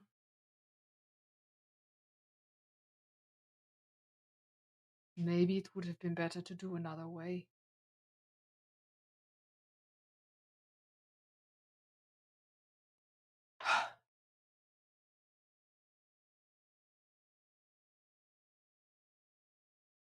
Doctor, are you trying to tell me, seriously, in this moment, right now, oh, maybe I shouldn't have murdered an entire hospital full of people. Maybe I shouldn't have killed 3 digits of folks at once. No shit, Sherlock. Excuse me if I don't throw a pity party for you. You had choices. Own them. Shit.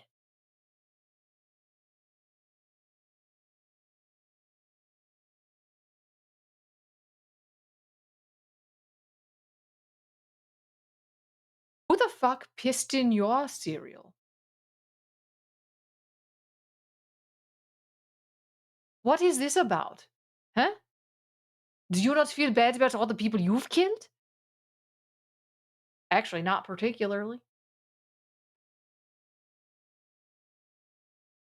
Nah, most of the people I killed needed killing.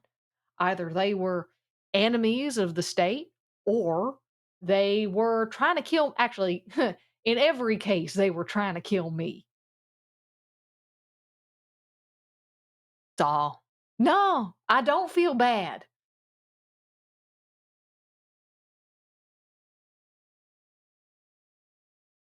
Maybe I was supposed to. Maybe I'm some kind of psychopath. Maybe just like the bearer. Catch me saying, oh, maybe I should have done something different. Fuck you. And Rachel, I think this is all amplified by that exhaustion and by the fact that in this moment, more than ever, you are starkly reminded of what has at least been hypothesized, if not outright stated, that if Finley had not taken these actions, you would not be walking up this mountain right now.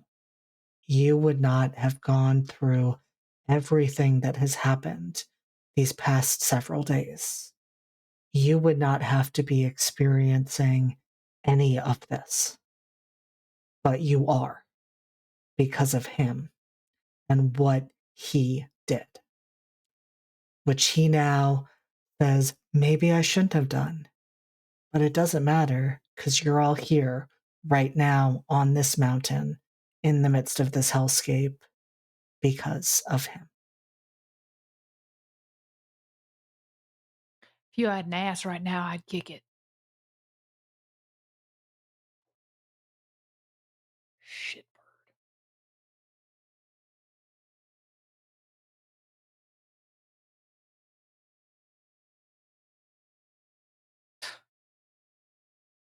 I think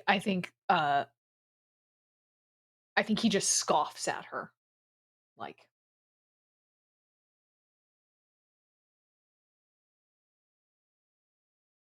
I don't need to explain myself to you.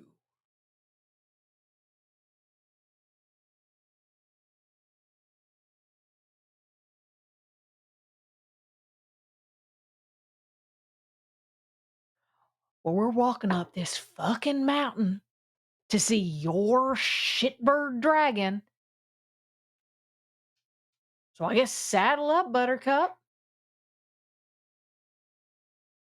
This is your show. You want the body? Go on ahead and drive it. Come on. See how it feels.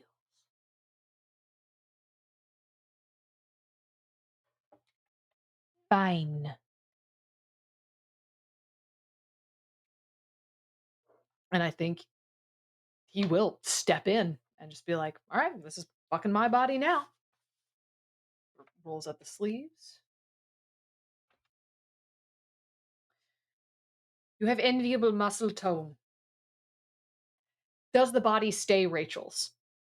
Like, does it stay Rachel's, like, phenotype? It does initially. So when Finley steps in, there is no change. But with each step further and further up the mountain, that shifts. The height changes, the weight changes, the gender changes. And by the time you have reached the top, it is Dr. Finley walking in his own body.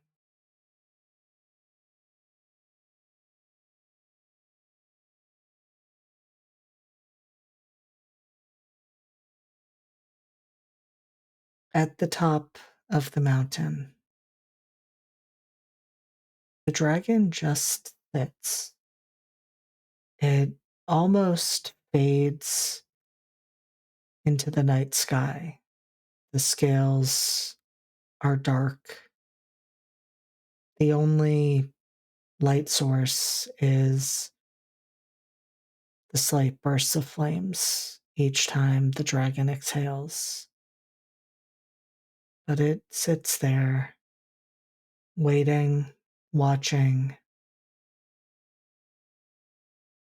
I'm wondering, you'd said before that if Finley were in his own body, he would be weeping. And I'm wondering what emotion we see on his face as he steps onto the top of the mountain and stands there facing the dragon. I think on the last sort of ascent, uh, I mean, he's pissed off at Rachel, like, at this point. He's, like, just mad at her.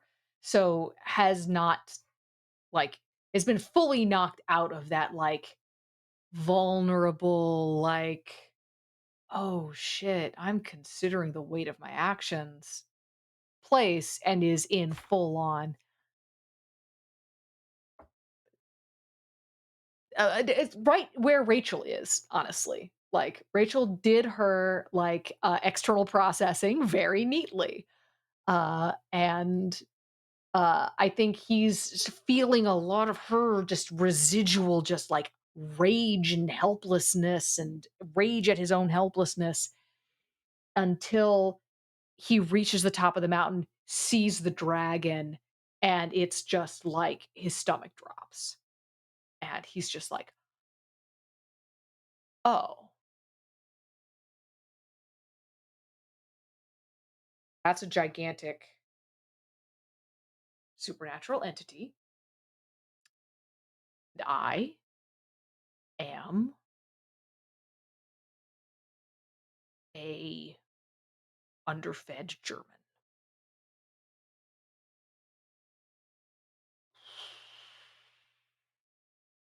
I think a lot of that, like, when he was on the flat before they got to the mountain, a lot of that, "Yes, this is my brother, yes," is, like, gone. It is, like at this point, it's like, I am a candle, and that is a forest fire."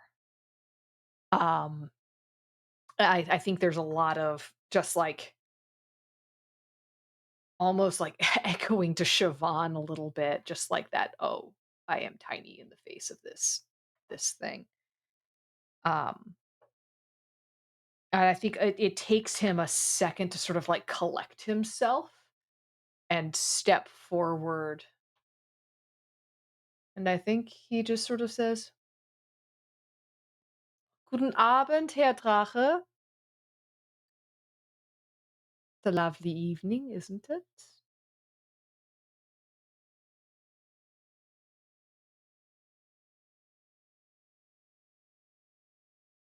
What is Finley the most afraid of? Irrelevance.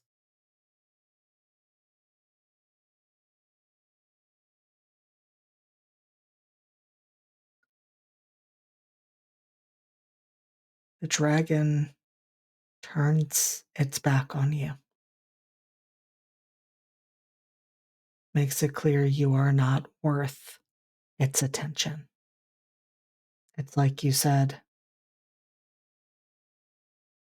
that is a raging inferno, and you are barely a candle.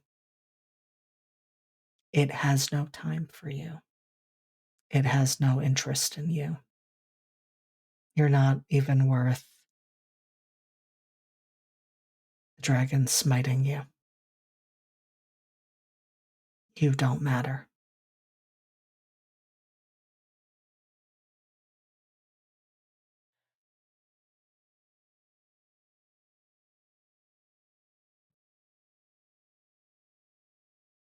So why are we here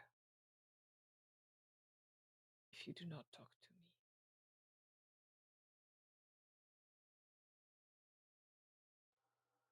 Why are we here?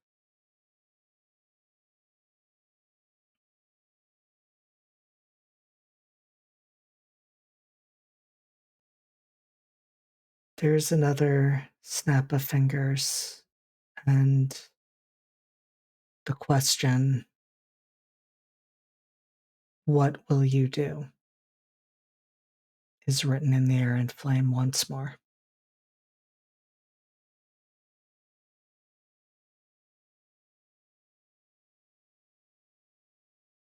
He just sort of looks at the words, looks at the dragon, looks at the words, says, "What will I do? What what will I do?"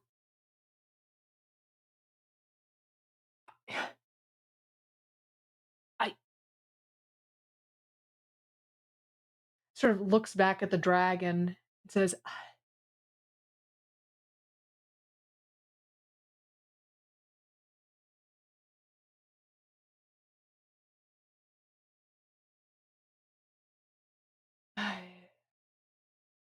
"Put up a tent, camp, go back down the mountain in the morning.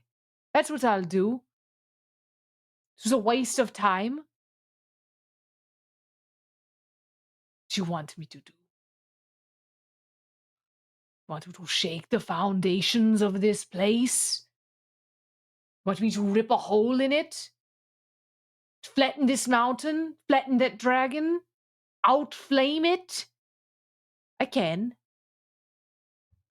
Do you think that will do anything? I don't. I know what I can do. I know what I can do. What I am going to do. He takes off the backpack, sort of like throws it on the ground, starts sort of digging through it for the like the bivy tent that's in there. and starts inexpertly setting it up. He's got Rachel in the back of his head going, "No, that one, oh, God damn it, you're gonna tear it. You're gonna tear it. No, that's the floor. That's the under. Okay." Uh, and but he's sort of just setting it up like angrily. It's just like, I know what I can do. I know what I can do, but here's what I'm going to do. I'm going to set up this fucking tent, and I'm going to go in the morning. I'm going to walk down the mountain. If there is a morning, which I suppose that's your choice, isn't it? If there's no morning when I wake up, I guess I'll make it morning.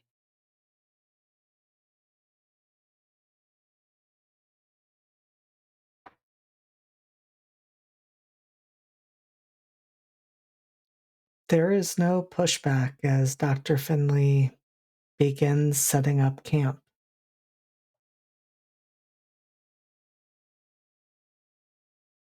The dragon does not move. The devil does not speak.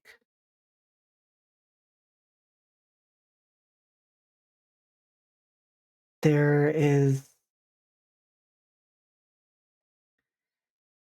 there is a sense of isolation that begins to envelop Dr. Finley. It's not only from the greater world around him, but from Siobhan and the bearer, almost like there's a pane of glass there, almost like there's a wall beginning to separate him from Rachel.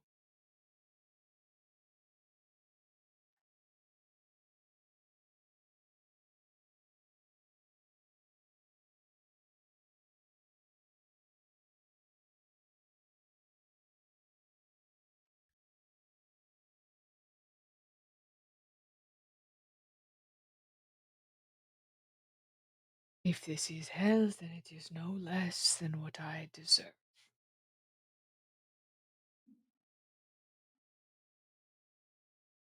I only hope you have given my Ivy some simulacrum of myself, so that she can be happy.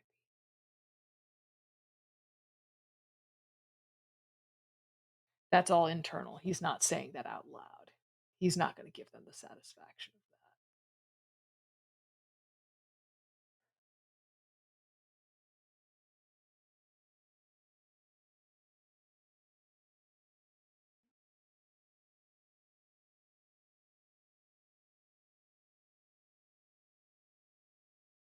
This is stupid.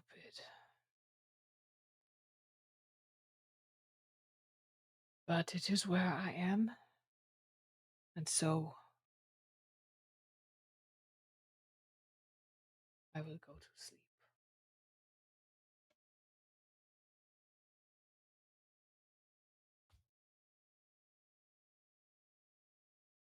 And yeah, I think he fully just does that. I think he's annoyingly one of those people who I think that's actually a trait that he and Rachel share. They've both just have been like refined in stressful fires enough that they're both those people who can just like close their eyes and be asleep. Uh uh Can't relate personally, but Nor I. Nor I. Uh but it's fantasy role playing. I can give my characters the skills I wish I had.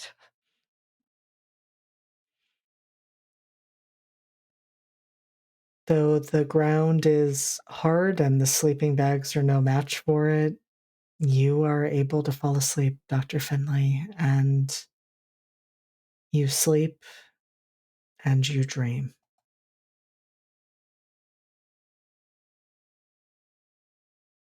And you find yourself standing at the tuberculosis ward. You know what day it is because you see the materials in your hands.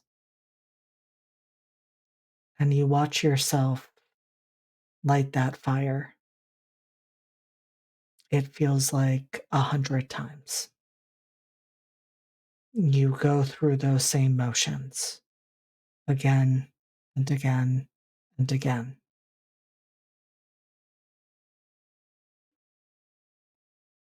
does that stop?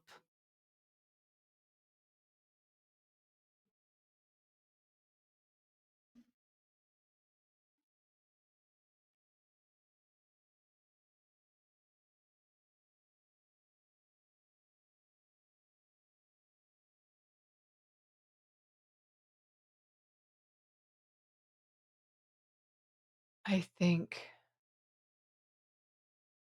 things start to change about how he does it, where he does it. I think he he he but he can't imagine, even in this space, a world where he doesn't do it. I think every time he hates it. He hates himself for doing it. But I think he there's moments where he tries not to, and he does it. There's moments where he pulls the fire alarm, and he does it. I think there's moments where he tries to do something different or, like, sets the fire in, like, a different place where it won't catch as quickly, but he still does it because there's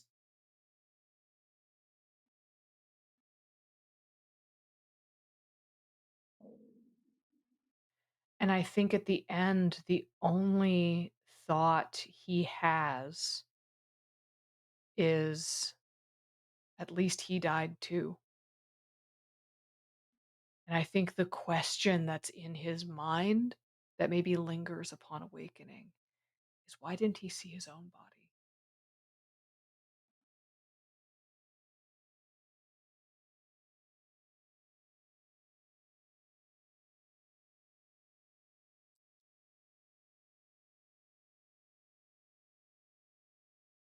And I'm gonna need you to remind me of one thing really quick, Della.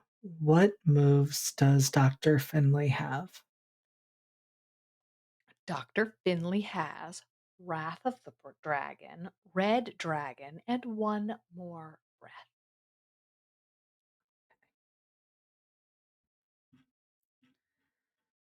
I think several things happen when you awaken. As you are stepping out of the tent and it is morning, there is a light that you immediately recognize seems off, that it's hazy, and you realize that's because it is smoky all around you, like wildfires have been burning. You don't see any flame, but it is thick. You are choking on it, and your eyes are drawn to where the dragon was, but there is no dragon right now. There is your own body, Dr. Finley. The body was missing, laying charred on the ground.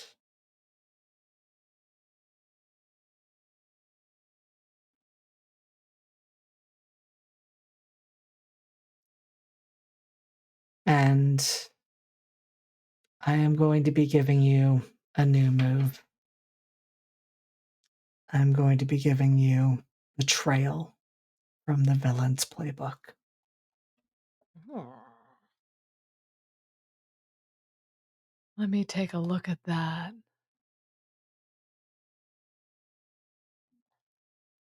Do, do, do, do, do, do, do, do. We're scrolling. We're scrolling the trail. Use this move to convince anyone outside the initial core group that you are on their side. This could be someone you have encountered. It could also be another member of the group who has reverted to a previous archetype. On a miss, or if you choose to fail the roll, you have actually betrayed the others to this person. If you roll a miss, mark insight. On a 7 to 9, you're not actually betraying the group, but those you are trying to convince otherwise are not fully convinced and will look for holes in your story. On a 10 plus, you can play both sides. Neat.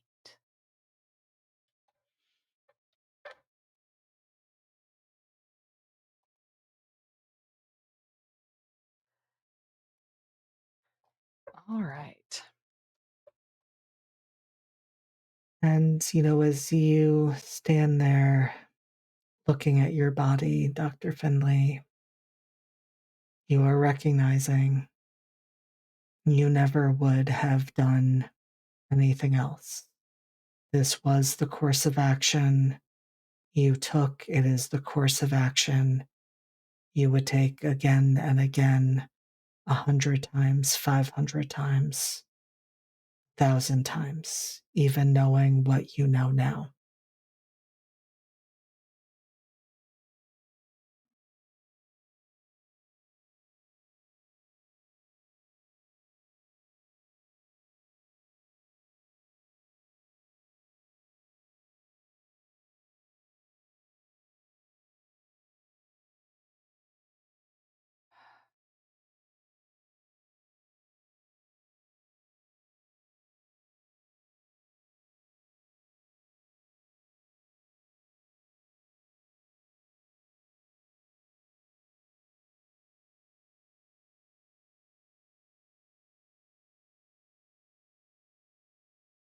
Ivy should have married a better man.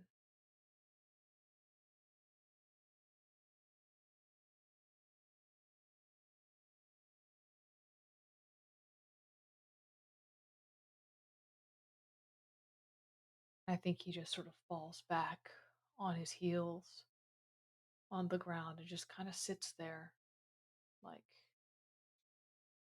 kind of checked out, breathing the smoke. I don't think he tries to reconnect to the others.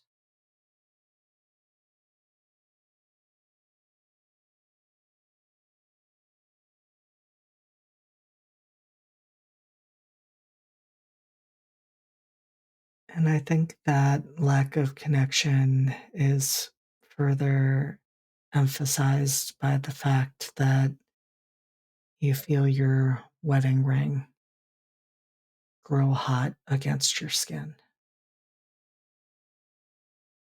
And you watch, it's as though the heat from the stones around you, from the air around you,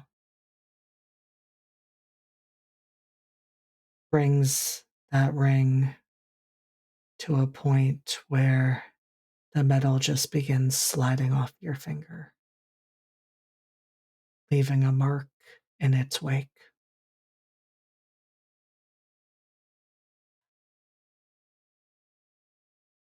He bursts into tears. He just absolute childlike sobbing.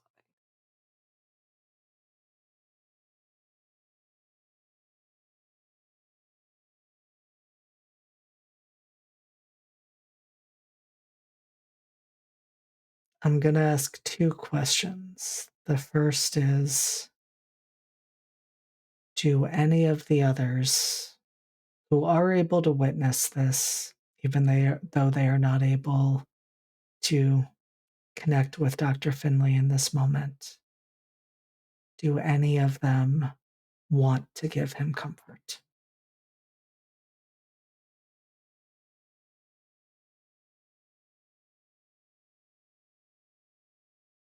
Siobhan does. But it's hard for her to know. I think that if she wants to do it because she wants to comfort him, or if she's just uncomfortable with people crying.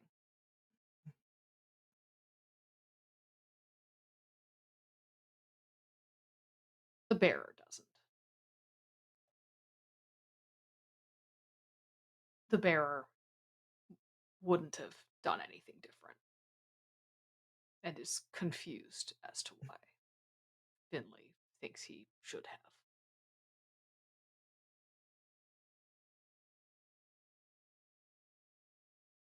Rachel, I think, seeing this is just like,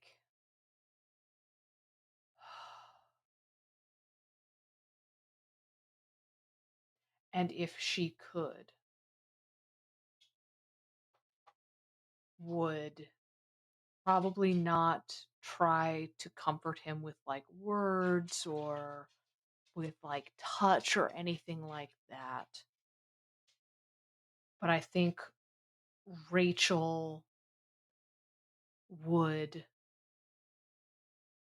sit with him and like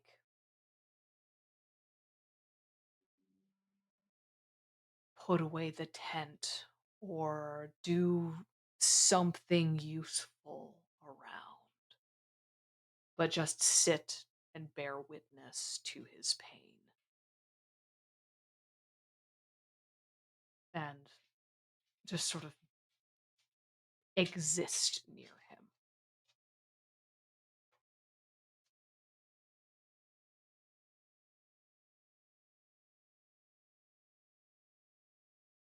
That would be her urge. Would Dr. Finley allow that?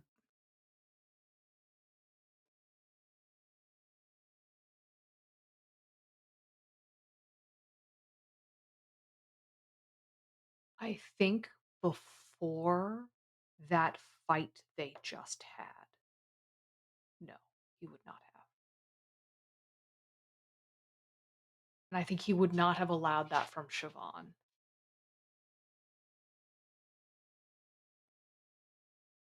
But Rachel doesn't pity him. Rachel doesn't feel anything soft or cozy about him. She sees the worm.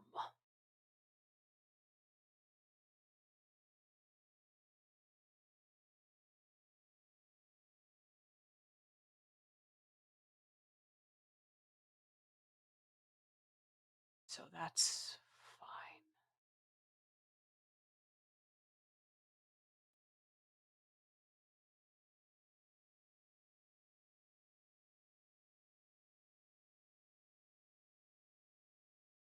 And we have atop this obsidian mountain, wreathed in smoke, a charred body laying there, a man weeping, not for the body, but for other things that have been lost. And we have, in this moment at least, outside of that body, Rachel back in her own, sitting there, being there, offering the comfort of presence, of bearing witness. And I think that is where we are going to leave our quartet for this moment. See what all of that means when the group comes back together. Hell yeah, hell yeah. All right. This is always a little weird to do an outro when it's just the two of us, but Right? this was an incredible journey that we went on tonight. And so we actually went later than I expected. I expected us to call it at around 2 hours, and we went almost the usual time. Yeah, I feel like when there's one person playing 4 characters, it winds up being a little bit different because each one of them has a narrative to get through. That is fair.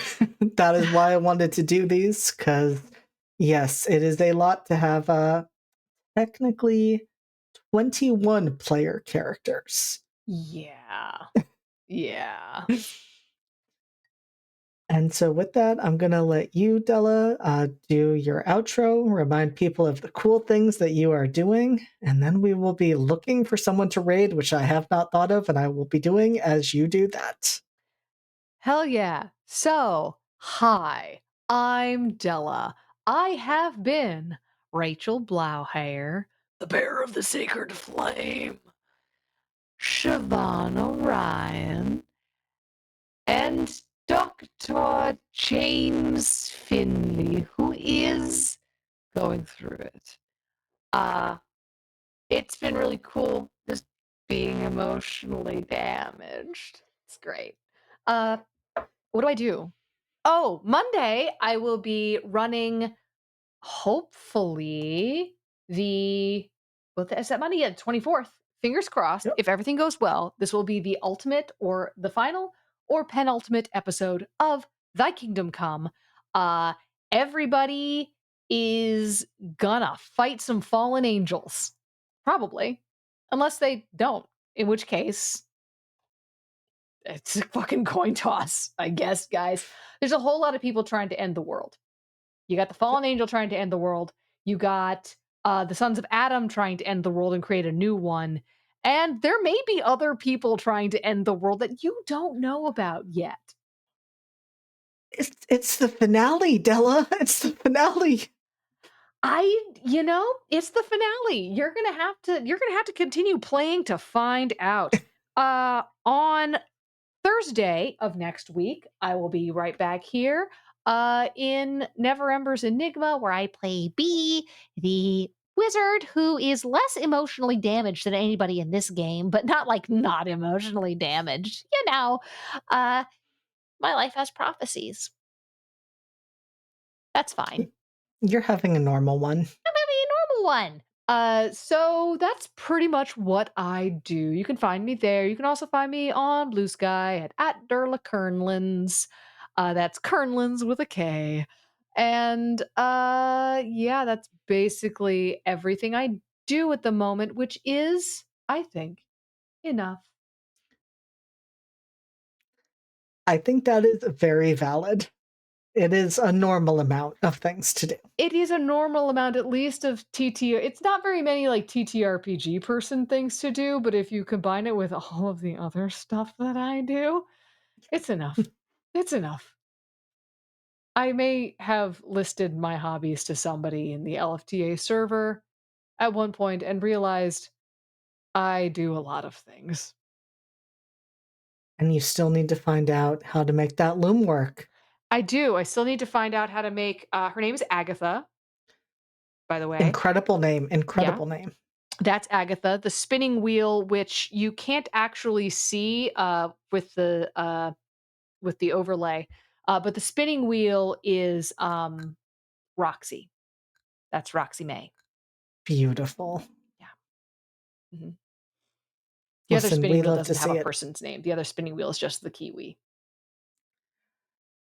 I think I forgot you had 2 of them. I have two spinning That's wheels. incredible. That's iconic. My drop spindles don't have names, but Agatha, Roxy, and the kiwi all have names. Bless. Yes. I will go through my outro. I will try to make it quickly. I do have less things going on this coming week, I think. Let me actually look at my calendar and find out about that. It's a I normal will number. Yeah, it's a normal number. I'll be here on Saturday for Grimoire Punk, where we are going to be finishing up our 2-session heist to steal magic from wizards, and I'm sure it's going to be a normal one. Julia turned someone into rock last time, so that is our informant who is going to get us into the building. On Monday, I will be here for Thy Kingdom Come, where I'm going to hopefully kill some people, and it's going to be a good time, and we love to see it. I will also be here for Never Ember's Enigma, where I think we are finally maybe going to that party, and I'm sure that's going to be a normal one, and nothing bad is going to happen. Yeah, yeah, no, it's fine. It's fine. We're not going to worry about it. And then next Saturday, I will be back here running a special session of Redacted, where we are going to be bringing back a familiar face wearing a white suit. And we are going to see what Raph does as they return as the father of the group and the mother of the group, and all of that combined into one. We're going to find out what happens when they go on a little journey on their own. We will also, I'm not sure when, it might end up being next week, going to be rescheduling our session with Steph and her group of ghosts that we missed last time due to tech issues. So, couple of redacted specials before we continue with these one-on-one sessions for the next couple of for the next month or so. It's going to be a good time. But I think with that, we are going to say good night. And I think we are going to raid the lollygaggers. I was trying to see who was streaming because it is a Thursday and that is always an interesting night. But with that, Ella, say good night. Good night.